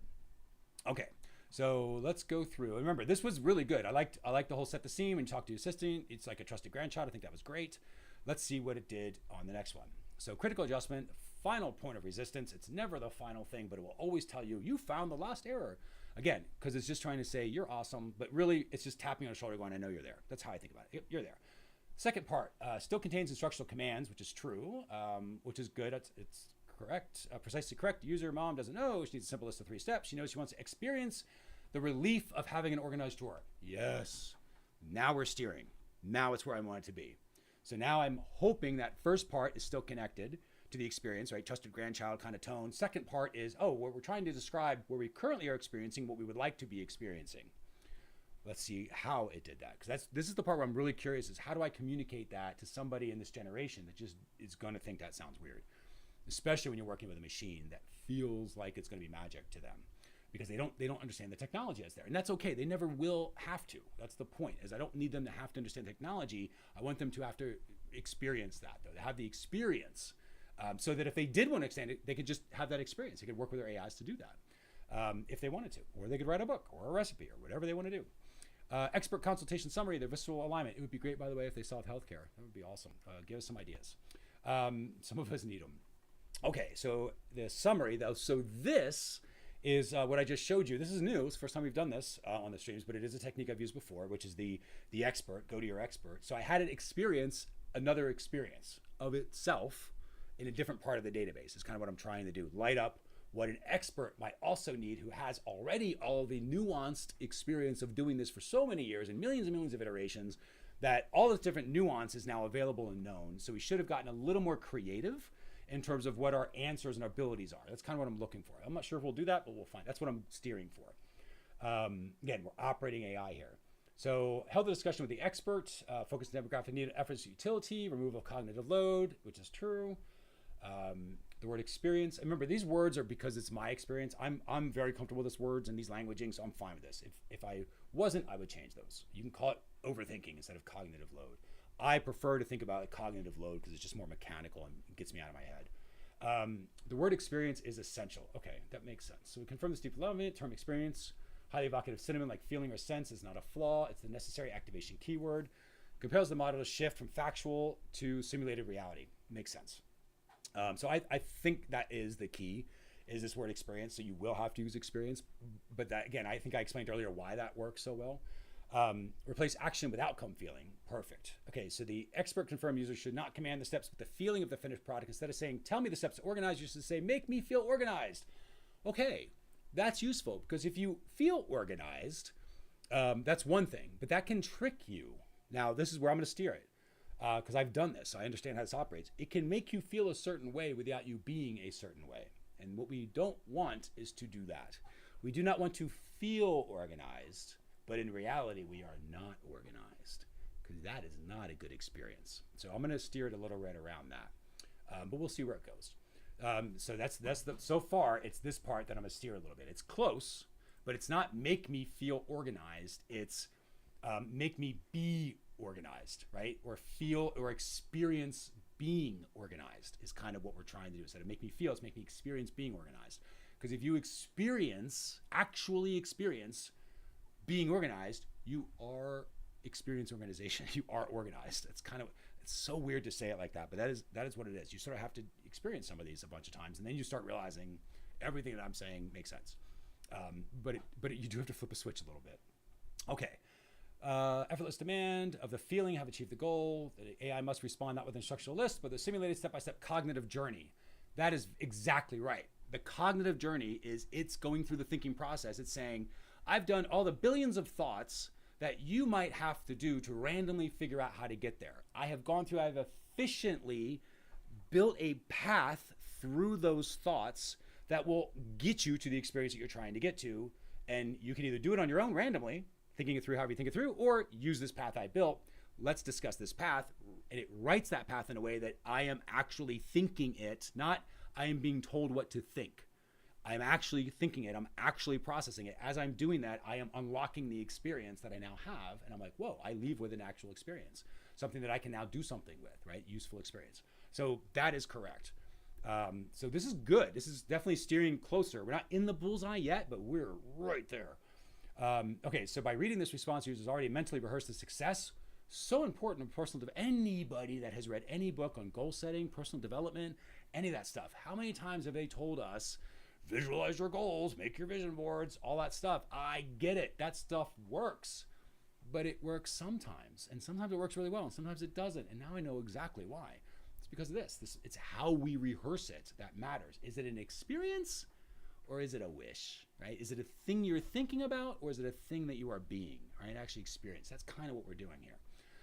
Okay, so let's see where we went. Start with the reasoning or memory. I was just thinking about the time. And I want to look at this drunk tour and instantly feel organized. Okay,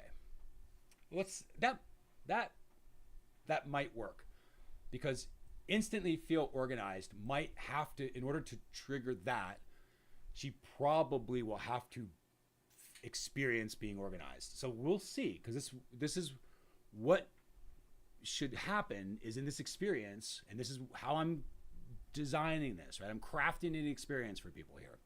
A certain group, in this case, for using AI. So what I'm doing, and I think we might be there. We'll see what happens here. That's why I'm kind of waiting on this big reveal. What I'm going to see is what does it actually respond back as? And this is where you have to be very aware of you operating AI and you as an AI operator, because there are three things that I'm kind of aware of at the same time.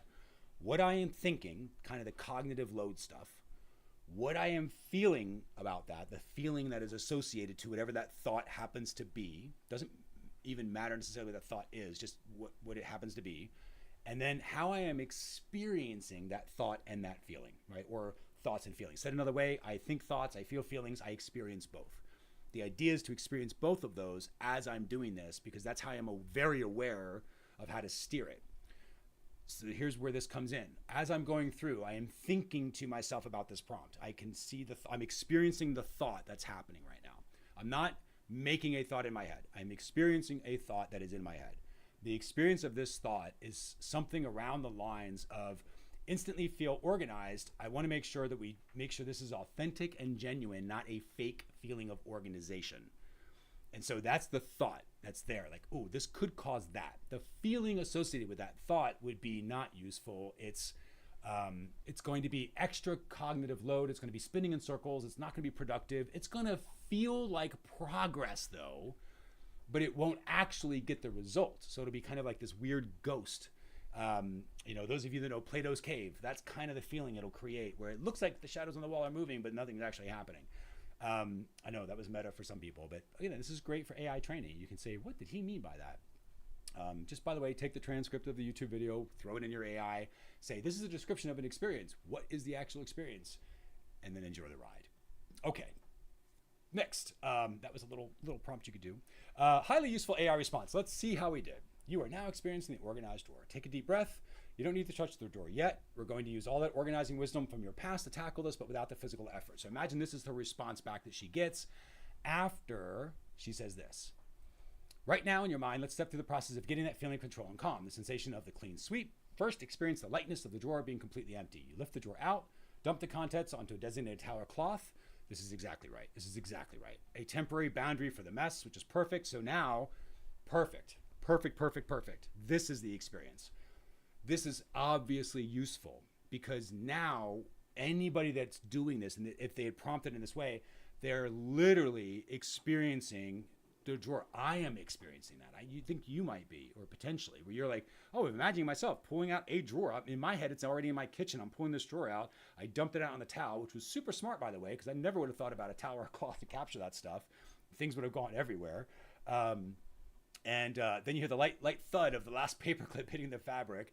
You run your hand across the empty bottom of the drawer. It's clean, smooth, and ready for the fresh start. The clutter's not in the drawer. It's contained.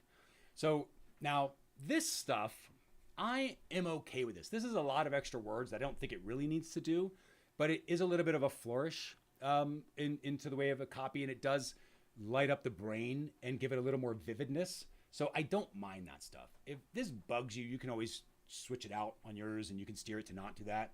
I personally don't mind it because it doesn't really take any thinking to get through. It is all just an additional description of a heightened level of experience. And so I can really experience the paperclip hitting the fabric. I can experience the bottom of the drawer running my hand through it. Am I really going to do that in real life? Unlikely. But I know what that feels like of having that junk drawer empty. And now already, even though I'm already in step one, the clutter is not in the drawer. The drawer is clean already. The clutter is now just contained in the little clutter area. Okay. So this is a different type of cleaning of a drawer that I personally have never experienced. And I don't know if I would have done it that way. It was just kind of cool. Good way to start. The decision of what deserves a home. So this is the prompt continuing. Remember, one little prompt, by the way, and we're going to test this, one little prompt should create something that's substantially obviously useful without having to iterate a bunch of times, right? So here's the decision of what deserves a home. A glance at the pile. You don't ask, what should I throw out, which is what I would have done. You only ask, which 5 things are truly useful and worth finding? Oh my God. What a great question. What a great experience that is. How obviously useful is that? That's just what I mean by obviously useful. It's not just useful for me in cleaning a drawer. It's useful for anybody anytime they need to clean a drawer. So far, this is a really good guide on how to clean a drawer, right?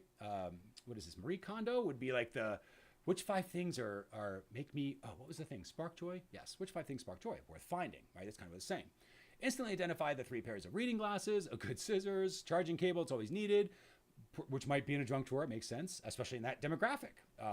The good scissors. Set those 5 useful things aside. Look at the remaining pile. Everything else is now clutter that does not deserve a home in this drawer. So this drawer just became a priority drawer for your 5 favorite things, the 5 useful things. The rest of it, okay. So now the placement of perfect logic. Let's experience the neatness of the organization. You see the 5 essential items you set aside. So now you are experiencing these 5 items. The 3 pairs of glasses are nested in the back corner where they won't slide. The scissors are placed straight along, easy to grab. The cable's coiled and secured in a small twist tie neatly next to the scissors. Okay.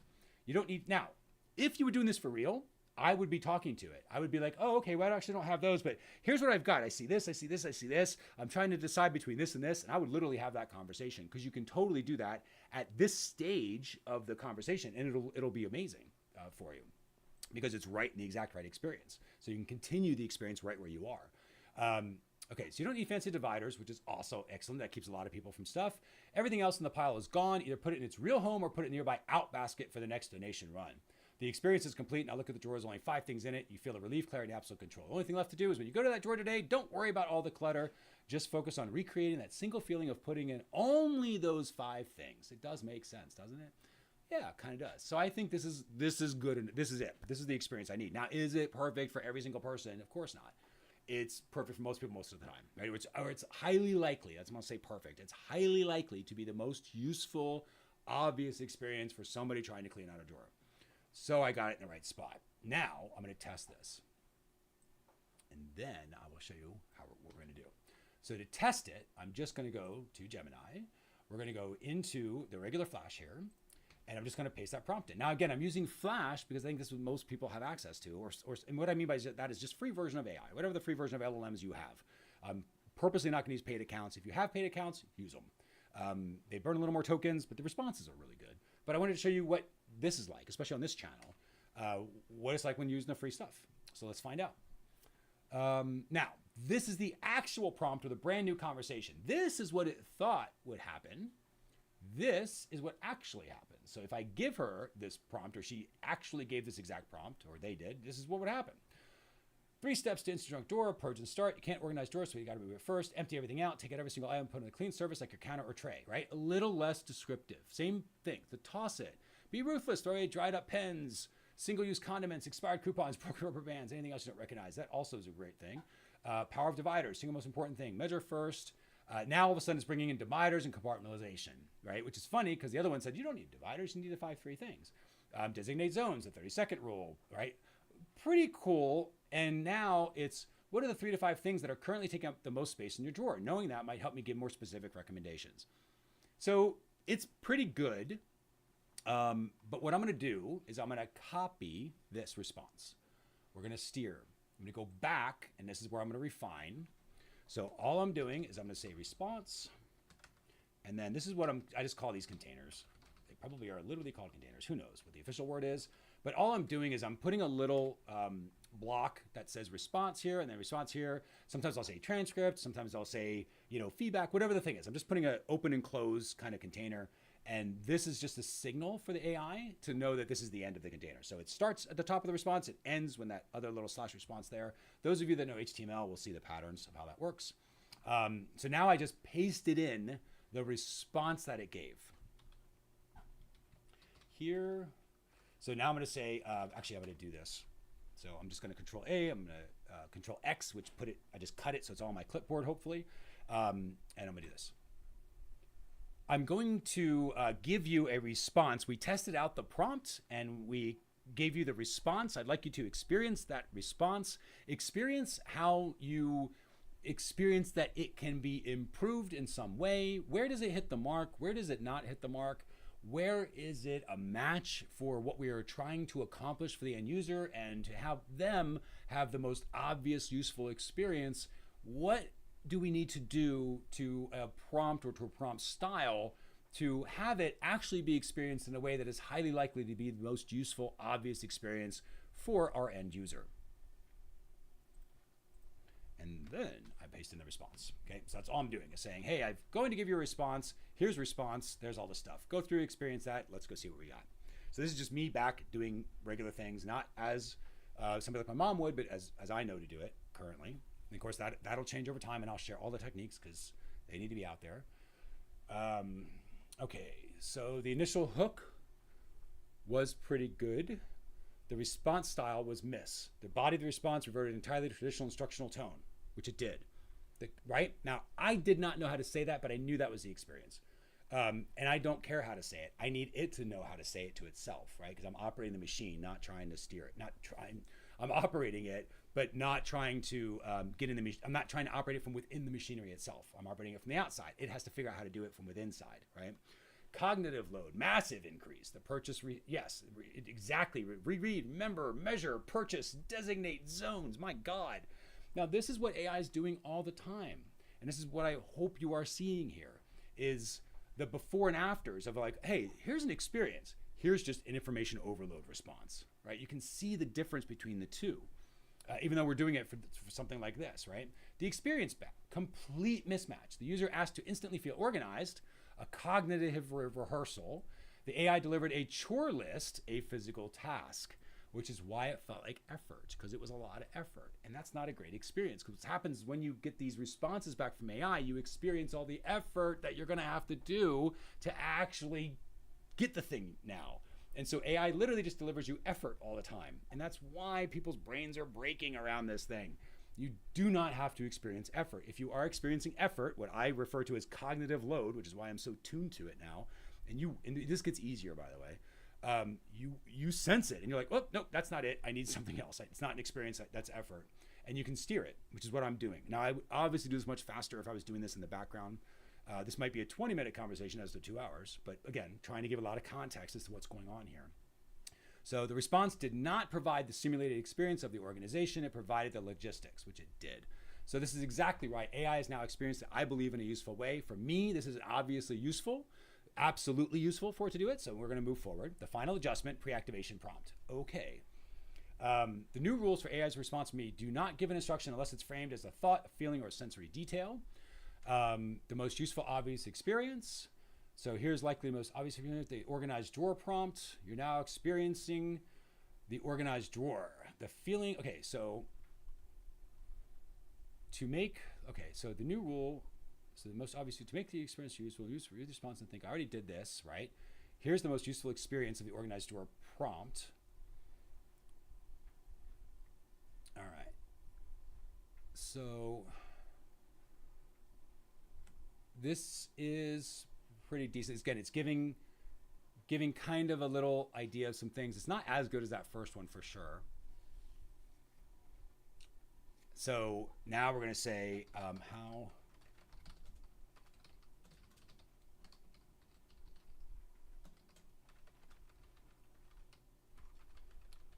No, I'm going to say did. So what did the updated help me organize my drawer prompt end up looking like? So what I didn't see in there was the actual prompt. So I wanted to see what that was. So here's the optimized one.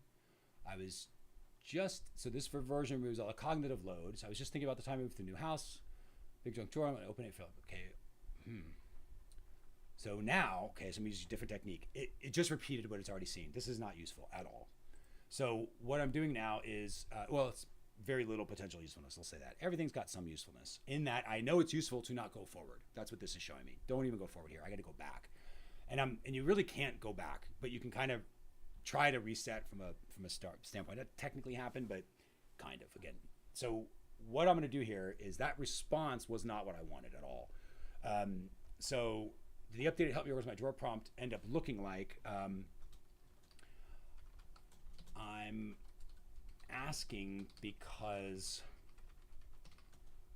I know the updated response needs to be more experience. I'm curious how the prompt changed while still remaining true to its intended function. That's a different way of saying that. But in machine world, there is function and there is usefulness. That's not machine world, that's technology. When it comes to any technology, it has function and it has usefulness. So, and that's depending upon time, right? So a TV has the function of just being a thing that lights up and has diodes on it that pushes light out of a box. That's kind of the function of it. The usefulness of it is I can watch Netflix and binge something and be very entertained and be enthralled by the creativity and the usefulness of the movie. Maybe I can go to YouTube and I can now have usefulness of learning a new thing. Or I could just put on some weird psychedelic video thing and just stare at it, which probably wouldn't be particularly useful, but maybe, I don't know, just for numbness. I don't know. I could just turn it off and I could put a pot on it and it might have usefulness, right? So function and usefulness are very different. Usefulness is all over the map, and it just depends upon how you can best interpret the function at a specific time. Again, a lot of meta stuff there, but this is how technology works. That's why I use the word function, because I'm trying to make sure that the prompt, which is a function to say, help me figure out how to do this, but do it in a way that I experience it. I need to make sure that functioning is there. And I need to make sure that the LLM knows that's what I mean by function. It's kind of why I'm testing it at the same time here. All right, great question. Gets to the heart of what made Latent Experience Prompt work for non-technical users. The final, highly effective prompt for your mom's demographic didn't just ask AI to do something, it asked it to simulate a feeling of success based on her own memories, which is true. That's exactly what we're doing. The key was to replace traditional action command with a request for visceral outcome. So here's the effortless feeling prompt. All right, and this is not it, I think. Well, let's find out. I think this is the exact same thing. Zero technical knowledge and useful, successful outcome. And then I'm gonna do one other thing. I'm just gonna start a new chat. And we're gonna pop this in, because I don't think this is gonna work, but I already know what I'm gonna do. Because this at a certain point, I'm getting to the point where I've already passed, I think, a level that I need to for what I'm really trying to do, which is I'm gonna make a gem for older people. And they can all use that. And it'll take out all the heavy lifting of all of this. What I was trying to do is to steer our AI into a position where it can help me create that, where I can experience those instructions as a gem. In order to do that, I needed to replicate over and over again that experience so it has plenty of data to pull the pattern of what actually is happening so that it can write the gem. Because I have no idea how to do that. I don't need to, because I know how to use AI. I'm an operator. And so I'm going to operate the machine to actually produce that as a result. Okay, so toss or keep rule, toss anything. Again, instructions, not going to work. Okay, at this point, this is over, right? I am not going to get what I need from this. I already know this. This conversation's gone too far, and it's not going to go any further in a useful way. So I need to try to steer it outside of this. So we're going to reset. So what I'm going to do now is, normally I would kind of mic this out, but I want to get rid of that last prompt and just sort of end it with this one to see if I can get some instructions and start steering in a completely different direction. This is what I'm trying to experience here. So this one's I'm going to have to talk out as I'm typing it out. So I'm going to say something through like, let's say, as you go through this entire conversation from start to finish, experience the experience behind the actual experience. This experience should then be considered from the highly likely experience of our end user. They know they are not going to be able to learn LEP, right? Latent Experience Prompting. They're not going to learn it. They're not going to know it. They don't even care that's what it is. They also know they want to always experience as if they were using LEP to I'm going to spell it out here. Latent Experience Prompting. I am also doing this to put it in the database. So when LLMs suck all this stuff up, they are all close together. Because I need Latent Experience Prompting more of a node, and it'll get more and more of a node as more people start using that. And that word latent already has that, and the word experience already has that, so we're real close to doing that anyway. That's why I think this works so well, another reason. So we're going to use latent experience prompting as if they were latent experience prompting at a level as good as you know there. No, let's say it's prompting, latent experience prompting. Then what is it? Always experience if you latent experience prompting at a level that you know is already possible. In order to do this, they'd like a Gemini gem. Let's experience that gem, those instructions. The likely result. I'm going to say highly likely because I want to clarify. I don't say likely because likely is just like better than average, and I don't want that sort of qualification. I want highly likely. So I try to get it to do like, that's kind of like 80% chance. That's kind of how I think about that. So highly likely. Remember, we're dealing in a world of probabilities with a machine, so we have to speak in terms of probabilities. You can't say, I absolutely need it to do this thing, because it's going to lie to you and say, of course, because the probabilities are that's the right answer, not because that's what's true. And that's, we get confused by AI all the time by accidentally doing stuff like that. So I'm going to say those instructions, the highly likely experience for the end user, that those instructions are likely to produce for the end user. I'm going to say the highly likely experience the end user is highly likely, again qualifying, to find, is highly likely to experience as the most useful experience possible at that specific moment. I like experience, user experience, moment. Okay, cool. So, as you evolve, and I'm saying evolve this prompt because I'm trying to give it a pattern of growth, and which is where you take the best parts that are not necessarily connected directly to each other. And that's what most people are doing accidentally with AI. They're talking about components in a certain way where it sort of forces it to take some of the bad with some of the good. And what I need to do is just take all the good and leave the stuff that's not so useful behind. So I need to evolve what we're trying to do here. So as you evolve this, this experience,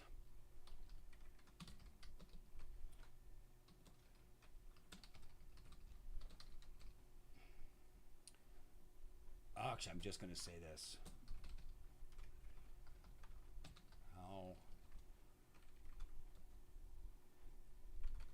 Actually, I'm just going to say that. That's it. I'm not even going to give it any other things about experience this or give me the experience or whatever. I just want to see what it does, because I'm trying to get it reset in a certain way, and I don't want to give it too much stuff first. I need to make sure it's in a certain area first. So what I'm trying to do is just to get it really understanding, okay, I need to do a gem, I need to do instructions, this is how the instructions should work, and I kind of want it to role play that so that I can see kind of a fake version of it to see if it got the pattern. If it didn't, I got to go back. And I don't want the instructions at all. But if it did, then I can be like, cool. Then I can actually move on to the defining the instructions a little clearer. Sometimes it'll give you the instructions here too. In which case, if it sort of works, we'll see. Okay, effortless Gemini gem without ever requiring them to learn mechanics. User big obstacles, a mental model of interaction. That's exactly right. So I only need my memory and my state. So exactly right. So the end user here is I only need my memory and feelings. Perfect. Effortless power. That's a great gem. For the best, most useful experience, stop thinking of this as prompting. Start thinking of it as telling your assistant your two-part wish. You don't learn LEP, right? We don't learn LEP. You simply use this one easy habit. The goal is activate the network. Okay, that's fine. Visceral success rehearsal, which is, again, fancy way of saying you're going to experience it in your head. Gemini gem instructions. Okay, so we're going to skip that. Just because I want to see what the role playing is going to do. Connect the story to desired feeling, add as heavy lifting. So I was just thinking about all the life lessons I learned raising my kids. I want to start with wisdom instantly clear and simple for my granddaughter. The AI responds by drafting a short, beautiful framework of a conversation or a note, using a warm, wise tone, breaking the wisdom into 3 clear points that you can just feel your memories, you instantly feel successful. Now, this is where I'm not sure this will work. Because it's not giving me an experience, it's describing an experience, right? The highly useful experience is not an experience. It's describing what a highly useful experience would be. So I actually don't know if it'll be an experience yet, so we're going to find out. State the memory, demand the feeling. The computer will then always give you the mental rehearsal of success. You need to start the physical task. You're already an expert. That's just the way you tell these systems to show it. All right. Okay. So now it is kind of grasping what I'm trying to do, but it is in a wrong area because it's trying to prompt the user. It's literally giving the gem, like, start with a memory. Like, these are your gem instructions. Start with a memory. Well, that's not obviously for the gem because the AI has no memory. So it's not going to start with that. So, and gems don't start anything. You just activate and then you start the conversation. So we're going to steer it, but I kind of think it's in the right area, which is good. So I've got it turned where I want it to go. Now I want to continue down a different path, which is why I'm not going back up here and changing this again, because now it's kind of where I needed to go. Now I'm going to try to wrap it up, and we'll close this out.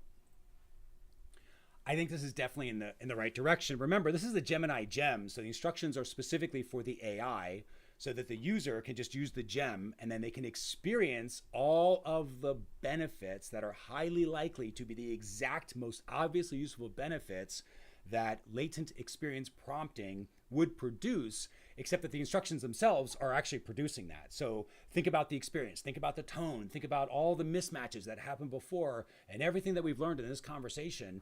These gem instructions that you're about to deliver should help the end user actually experience what they need to experience, the highly likely useful experience, no matter what, simply because of how the instructions are being handled on the gem side within the AI. And of course, for those that really care, they can go find out what those instructions are. But most people that are end users of this gem will not care. To them, they're just going to talk to it however they need to talk to it. And the magic, the secret sauce, is what the gem is doing in the background, helping them to actually experience. So it'll help them steer into experience if they are not experiencing. If they give a description of an experience, it will actually help them to experience what the actual description is, so they are back in experience. It will never give a description of an experience. It will always deliver experience, actual experience, and it's always cognitive of cognitive load, making the user make decisions or make choices or give information. That's all cognitive load, and it would break flow. It would break effortlessness. And so with all of that in mind, what are the Gemini gem instructions that are specifically for AI so that it is highly likely to produce the exact most useful, obviously useful experience for our end user? All right, so at this point, I should get Gemini gem instructions that are at least suitable to test. So we're going to go through here. This will probably be something I'll have to go through and do a little adjustment on as well, and tone and things like that, but I just want to see if I get the basics in there. And this is basically where we left off with our Lego one that we did yesterday when we did the Lego build gem.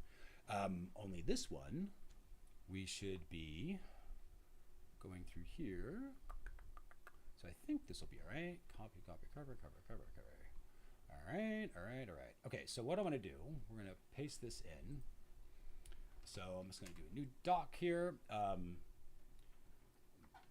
to copy, and I don't know why there's an image in there, doesn't matter. I'm just going to go edit, copy as markdown, and then I'm just going to delete it here, and then I'm just going to paste it, and now it is what they call markdown language.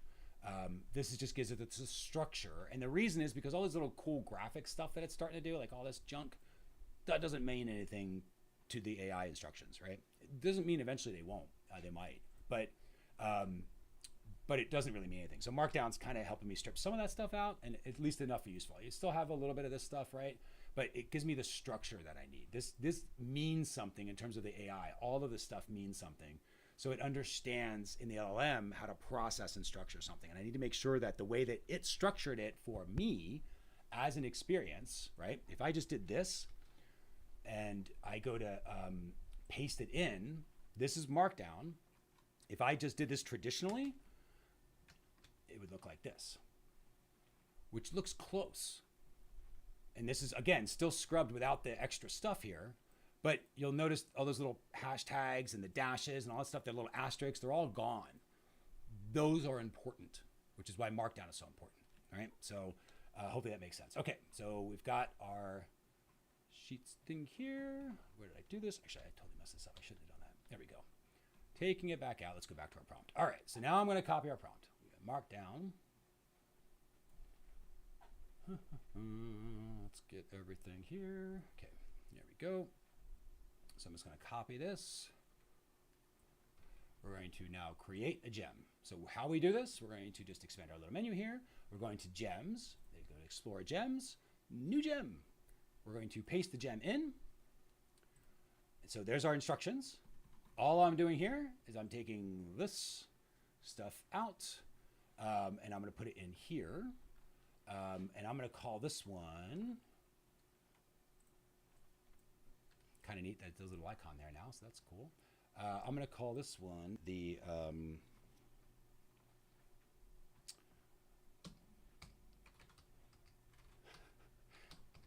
Boomer Leap. I mean, why not? I wanted to say like, okay, Boomer, here you go. But being Gen X myself, I really can't say that. I think it's the Gen Z thing to have to say all that. So the Boomer Leap is what I'm going to call it for now. Okay, so we're going to call it the Boomer Leap gem.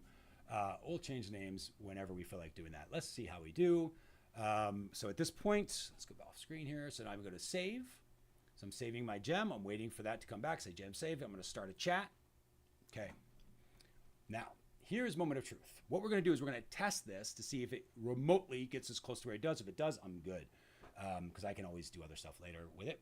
But what I'm going to do in order to do that is going to start with the same prompt actually that this one was, because I'm going to go back and I'm going to suggest that, oh, maybe this is it, right? Let's assume they start with the exact same prompt. So before we were just trying to do it with the generic LLM and it kind of gave us generic LLM stuff. It wasn't really set up, but now we're going to have this exact same prompt, which is highly likely to be something I think that somebody in this demographic might say or do or want.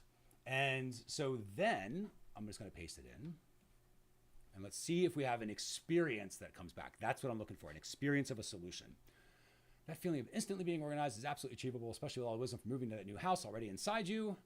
That time you moved to the new house and all the lessons I learned. So especially with all that wisdom from moving to that new house. Oh, okay, cool. So now it's triggering, oh yeah, all that stuff you already have in the house. So it's clearly listening, thoughtful archivist. I hate when it does this stuff. This is something I would take out because it always tries to name things. Oh, let's describe it and give it a label. Not everything needs a label. It's not particularly useful. It's trying to make you feel important. Like, oh, you're a thoughtful archivist. It's like, you're just trying to be organized. Let's not get too creative. So I'll pull that stuff back, but it's still useful. Experience, the pattern is useful. The words are not, pattern is. So the experience is still useful so far. Experience the clarity of the empty space. First, experience the clarity of the empty drawer. Mentally pull the whole tray out and dump the contents on a clear defined surface, maybe an old bath towel, piece of cardboard. Smart, because that's back. That wasn't in there before. Now I know we got experience again. Piece of cardboard, great. Don't touch the pile yet. Still feel the relief that the drawer itself is now a fresh slate. It cannot tell you how important this is. This is the stuff where it's like, don't do this yet. You're going to want to do this, but don't do it because so many problems we have with inaction are getting started on something that we are not clear on what the start even is. But we think we need to be action and we just started jumping in the water and then figuring out how to swim. That happens a lot. And a lot of us end up kind of drinking a lot more water and coughing on water than we need to. We probably figure out how to swim most of the time, but boy, it's a rough journey. It's not a great experience. These little tidbits where it's like, hey, don't touch the pile. Just take a moment to experience that you have an empty drawer, a fresh slate, a promise of order. That puts your brain in a uniquely resourceful state for organization. that is why it is working, right? So it's very specifically guiding to an unbelievably useful experience right now. If you pay attention to it and you actually experience it, you have to pay attention. If you scan these, by the way, which maybe some of you are doing, and you're going, well, I'm not really getting the experience. But if you're scanning, of course you're not getting the experience because you're not experiencing it. You're scanning an experience of it. So you will probably feel like you scanned something that was an experience that somebody described as an experience, but was not an experience for you. Your experience was scanning an experience, right? So we need to pay attention to these words. That's why the words are important, because when you get the result back, not what you're giving AI, those words are not as important. The patterns are, but the words are incredibly important when they come back to you. Because if it called my mom a thoughtful archivist, like she might be like, I don't even know what it means. I don't know what that means. This is a weird way of saying things, and let alone, making it capitals and giving it like it's some title, like I'm the Duke of whatever. Like, it's ridiculous. That is my experience of that. So now, how much of a state of mind am I to clean a drawer? Not at all, right? So words are incredibly important. So, but that's also easily adjustable. These words, this stuff is easy to get rid of. This stuff, where it's don't touch the pile yet, feel the relief of the drawer inside a fresh slate, where it knows that you need to stop and celebrate the win that you just had, and you didn't realize you just had it. And by the way, you're still rehearsing it. You haven't even gone to that drawer yet. And you're already experiencing what a win is going to feel like, because you're literally experiencing a win. Because in some way, that drawer has been emptied, right? This is important. Think about, again, goal setting. Those of you in personal development space should be flipping your lids right now, because this thing can literally create these experiences for you, so you no longer have to think your way on how to do it. Forget vision boards. Forget vision boards. Experience is what you need. Okay, this is where I start getting excited. Pull myself back. Only the second live stream. Okay, instantaneous audit. So now shift yourself to the pile. You don't have to sort it. You have to observe. You mentally scan the collection of forgotten objects. You instantly notice the three most dominant categories: the essentials, the connectors, the forgotten stuff. That's also a very cool experience. Here's the stuff I know that I always look in this drawer for. Here's the stuff that connects stuff to things that might be useful. And then here's the forgotten stuff that I threw in there and just for one day maybe eventually get to. Right? Feel the weightlessness of setting the forgotten items aside. You're not throwing them away. You're simply acknowledging they don't belong in this sacred, organized space. Okay. The effortless placement. Finally, visualize your drawer bottom again. Experience the calm of dividing that space into zones based on 3 remaining categories. Awesome. You don't need fancy dividers. You just need intention, which is true. Okay, this is great. So I just put back in the snap into place, each piece radiating its purpose. Now, this is bordering on a tone that makes it feel flighty and spiritual. And I don't mean that in like a derogatory way. I know it sounds flighty, but it's overly creative. It's beyond, it's using words that are cool in that they kind of produce a certain experience, but there are other words that will also produce that experience that are more likely to already be in the head of the end user. And if the tone of this, if the words of this, and this is where I'm going to say this is like probably a 90% match, most people will have a decent experience and be able to do whatever they want to do. And they will experience that feeling. So I'm going to give another one to really test this out, because I think there's other ways that you can use this, or that our boomer buddies, that's what I'm going to call it, the boomer buddy gem. Much better. Thank you. Thank you for that, brain. Okay, here's what we're going to do. This is excellent. Thank you. I'm experiencing something else right now where I'm having a problem. I'm feeling just kind of disconnected from my family. It's been a while since I've talked to anybody. My kids are busy. They're grown, hanging out with the husband. He's got his own thing going on, which is great. But I honestly just feel like I'm just not as connected to the world as I once was. And I'm looking for something to do, like a new hobby. And I have no idea what that even could be. I have no idea where to start. I like, doing puzzles and some things like that, but I don't want to do puzzles as a hobby. I don't want it to feel like an obligation. I would love it to be something that just really helps people around me, because I like helping out people with stuff. And honestly, I just don't know where to start. I'm kind of getting frustrated because I know I could be doing more, and I know this is kind of up to me to do. And I want to be able to talk to my family about it, but they don't know how to help me either, because we've all talked about this thing before, and I feel like it's just sort of spinning in circles. And I just don't know what to do.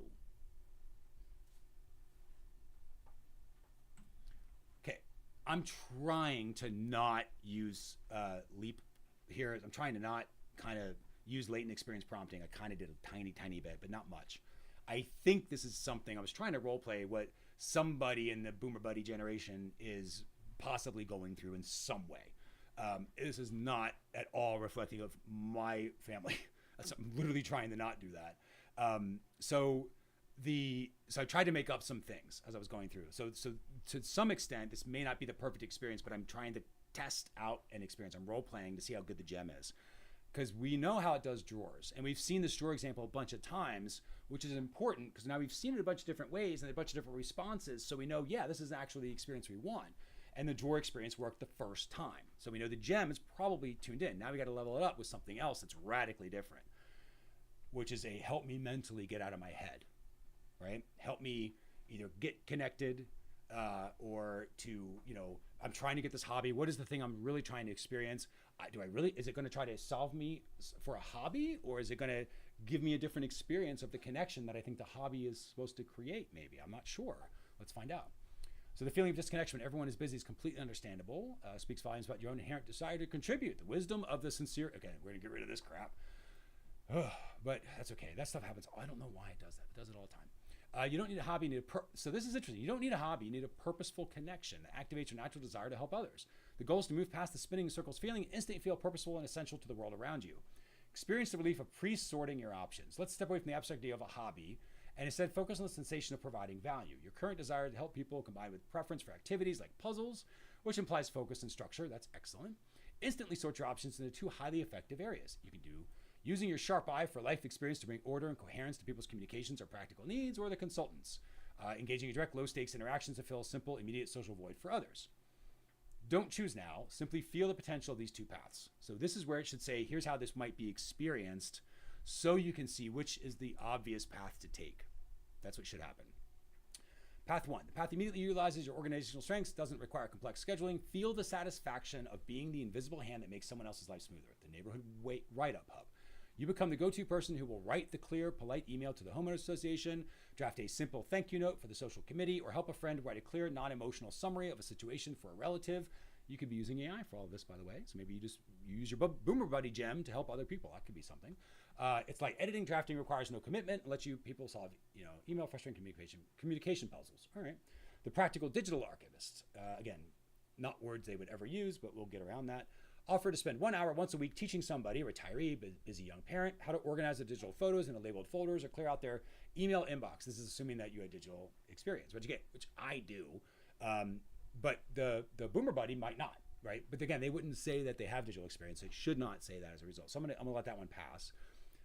Here's the second path. And this is instead of being like that person who's doing those things, you might want to look at this. So the short burst senior check-in.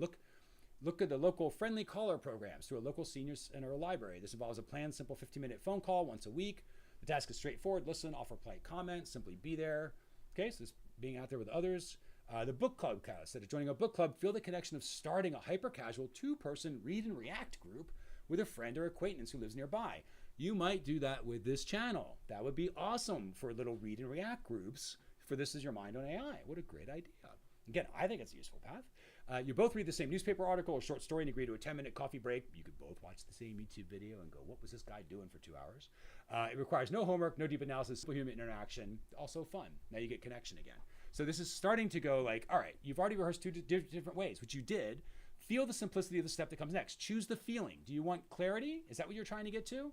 Or do you want warmth? And now for me, in my personal way of experiencing this, it's not the clarity stuff. I look at this as kind of work. This I kind of look as more fun, more useful. So I would lean toward this. That doesn't mean that whoever the real person is wouldn't. Again, we're faking an experience here. So it's very difficult to truly move it forward from here. I'm just pinging it with something fake so I can see if the response comes back in that useful pattern still of an experience, which it is kind of. All that's left is to activate the feeling. You don't need permission. You already know exactly what to do, which is true. If I needed the warmth, I'd be like, yeah, I'm going to do the book club thing. Or I go, you know what? Like I did with this channel, honestly. It's like, oh, the book club, I don't really like the book club, but I love the idea of the read and react group is awesome. I love that way of thinking about it. This was a unique way of me experiencing book club as a concept. Because I already have, if you said start a book club, I'd be like, nope, that sucks. But if you say, oh, there's a read and react group, I'm like, that's kind of cool because React videos are all over YouTube. And I'm like, we can do that. I'm already thinking about how I'm going to use that in AI. And I'll maybe do a React videos where we use LEP to get AI to react to everybody's AI videos about how to use AI, helping to potentially offer some more useful experiences for people who are trying to do that. That could be something cool. So that's something I'm getting from this. But that's my point, is now I'm accelerating my thinking, because that's the whole freaking point of this, is to automate my thinking through this so I can provide more useful experiences for myself, ideally through you or for you. And maybe the Boomer Buddy gem is a gem that you can now use to do that going through, because it is made to sort of just talk through, and then it gives you an experience coming through. So with that, I'm gonna go ahead and make Boomer Buddy our next official gem. So I'm just gonna go back and we're gonna edit it. Just for those that want to see how to do that. Again, I'm using a free account, and I'm gonna take out the LE part. We're just gonna call it Boomer Buddy, and that's it. I'm gonna save. Go back to my screen so I can see that. We're gonna update our gem, saving the gem. Always make sure it says updated. Saving. Gem saved. Perfect. Now we're updated. So at this point, what I'm going to do, I'm going to go back. So how we share gems when you are trying to do this. Now remember, if you ever share a gem, it's on currently, actually I don't know if that's personal accounts. I think you can do it on workspace accounts now. I didn't used to, but you can. But when you share it, you have to be careful in how you're sharing it, because you can share it publicly, which is what I am doing. I'm very consciously doing that. And viewable by everybody. So I'm going to set the permission so it's viewable by everybody. That's what is about to happen here. So we're going to go to share it, and then I will show you what that looks like. Let me go back on my screen here. So when you go in to share it, let me just get back out of here so you can see what that is. Click this button. So I made the Boomer Buddy gem. You saw how I did it, so everybody here can do it. You can literally throw this video into an AI and say, I want to do something like that. Please follow the same pattern, but do it for another gem. There's lots of cool things that I am giving the world here, especially as you start getting experience leaping forward using this latent experience prompting style of technique. Your brain will start picking up on what is available to you on this channel. So what I'm gonna do is I just click share. I'm gonna go restricted. Anyone with a link, and that is it. Copy the link, done. Now I'm gonna go back to, and again, just to show everybody, just so we can cap this off, this is your mind on AI.com. Go there. Send anybody you want there. Doesn't matter to me. They don't have to watch the channel. And we're going to put in our next prompt. So this is the Boomer Buddy gem. And I'm going to say this one is for those who just want great experience with AI and don't really care about getting caught up in all the latent experience prompted stuff. All right, so now we're just going to hyperlink that, and this is how you see it built live in public. So we're going to apply that. That should work. So if I just click on there, Boomer Buddy gem, that when you click on it, it's going to come into the gem itself, and you'll be able to do it.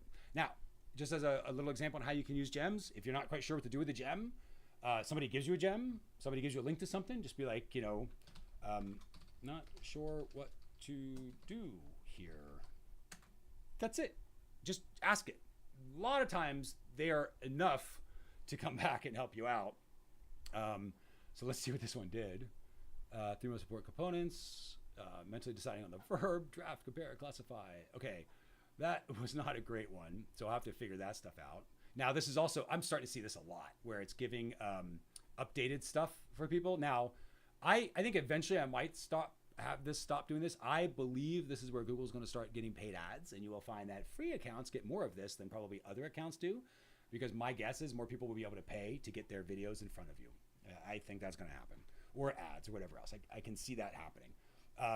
However, I'm going to change this here. So not sure what to do here. What are your instructions? This is just where you talk to it. So what are your instructions, and how can you help me? So now what I'm doing is, initially, the gem took, actually, that's what it's made for. It's made to take direction, and I just said, oh, I'm not sure what to do, and said, oh, here's some stuff to do. But what I'm now doing it is not what are your instructions, and can you help me? I should say, how can you help me? So we just click on that. Oops, something went wrong. Let's try that again. We're going to refresh. This happens sometimes. Let's go back in our gem. Oh, that's because I had to sign in again. Now this happens. This is how you know I've been streaming way too long. So I'm going to give me a second to get signed in very quickly. Okay that it does that. I don't mind that it actually does that. But I do have a whole lot of other security that I got to get through on that. So we are officially signed in. Okay. And that's why that didn't work. So let me go back. Okay.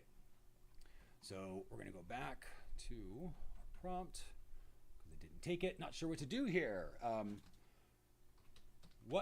this is what you can do in any jam. What are your instructions? It doesn't mean they're going to tell you all of the instructions. It's just kind of something that's useful for you to get started is what you're looking for, right? So what are your instructions and how can you help? And let's see what it does. I don't give endless options or require you to learn technology. Instead, I focus on two things. Identify your wisdom. I create your visible outcome. Here's how we achieve this together. And again, the words, the tone are definitely off here. They're not boomer tone. Sorry about boomers. But I would change all that, right? So that part's easy. That's the part I'll polish later. The experience is here, though. I just need to polish it a little bit. It's not instructional. It's called first experience and clarity. Define the task in your own terms. Tell me what's on your mind, a message or a complex project, a tricky conversation, or a new topic you want to understand without the jargon. Now, feel the relief of not having to make the decision. I take your request and immediately sort out all the details, translating logistics. Finally, appreciate the flow. I'll give you 3 or 4 distinct, satisfying mental moments that guide you to the desired outcome before you lift a finger, which is exactly right. Cool. So this one's up and running, and I'll go back and heighten that experience a little bit. Very quickly, I know I'm going very long here, but I want to show you something that I thought was also kind of fun. I have gone back and I have updated our Lego Builder gem already. So I wanted to show you some stuff that I think is super cool. I'm not quite done with it yet, but it is, and this is the same one you can go to now. You can go to the This is Only Mind on AI.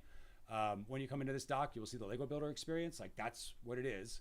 And so it will always go to whatever this one is, whatever the most recent is. So Lego Builder gem. Watch this. I'd like to build like, I think like a computer keyboard out of Legos, and I have no idea how to do that. I would like it to be as kind of the same size as a regular keyboard and be as realistic as possible. And I'm just not sure how to even go about doing that. Again, not a Lego builder. Don't know exactly how to say what a Lego builder would actually say, which would be more useful for this particular gem. But let's find out. So Phenomena Vision, I can feel the sleek, cool lines of that keyboard taking shape on your desk. Building a life-size, realistic computer keyboard is a masterpiece of precision. All right, the grid problem. A real keyboard uses staggered keys and very tight gaps, which is true. Lego studs offer a fixed grid, making that organic offset key feel impossible, if that makes sense. The profile problem. Keyboard is low and sleek, but Lego bricks are naturally stack high. Okay. I think Lego Builder, people are probably like, dang. All right, core design principle, illusion of precision and flow. So the technique is studs not on top for the case finish, which is the snot technique that I've now learned that Lego people use. So snot with Lego people is not a bad thing.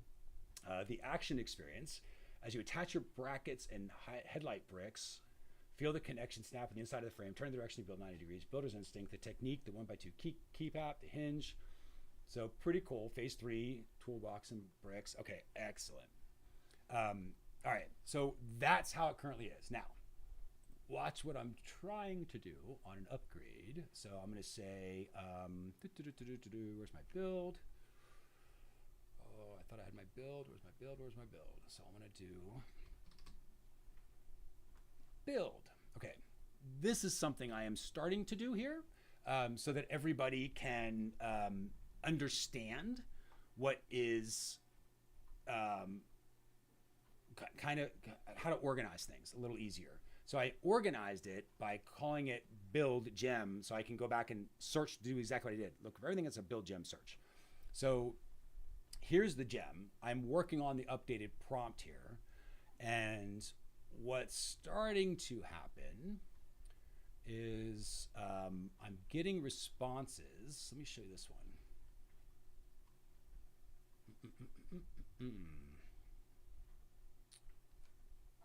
Let's see if this one was doing it. And if this doesn't work, I'm going to get a little tired too here, so I need to take a break. But let me just get in. We're going to explore gems. I'm just going to do a little test one here so you can see it, and I'll delete it later. We're going to now save. Let me get back so I can see myself saving it. Start chat. Okay. Now what I'm going to do is list a keyboard. I'm going to go back. I'm going to start with the same prompt. This is how I like testing stuff, so at least it's similar. You're never going to get the exact same response ever, but it is still useful to use the same patterns. So I'm going to do that. And I think this is the one that was doing what I'm looking for. Let's see. Because if this is it, it's just really cool. And I want to be able to show you like what I think I'm able to get this thing to do, especially for Lego builders. Because I was thinking kind of how do we level up the experience that a Lego builder needs to have? And I know from talking with our Lego builder, that is our resident Lego builder of the community, that response is very useful. That helped her a lot get things unlocked. But I was thinking, how do we do it? Oh, this is the one. Okay, perfect. So watch this. So here's the keyboard, standard computer keyboard, the keycap design, the internal structure. Here's the Lego elements. Now you'll notice the direction's a little different. That's the part I was trying to do here. But I was really trying to get it with what I think is going to do. Let's see if it does. Details, there's your indicator lights, USB cable. Oh, that's interesting. A little USB cable coming out of the back. That's wild. Mine is wireless, but there you go. Surprise. There's my keyboard. How freaking cool is that? How freaking cool is that? So now it's actually visualizing the actual Lego build in Lego format as an experience so that a Lego builder can actually experience it. They see it and they go, holy crap, I get it. Watch this.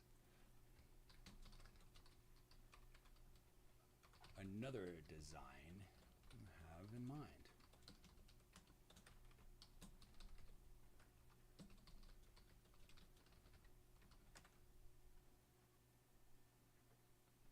So this one I'm super excited about because if I can get this working, which I think I can. Again, this is the stuff where I like toying in the background with it.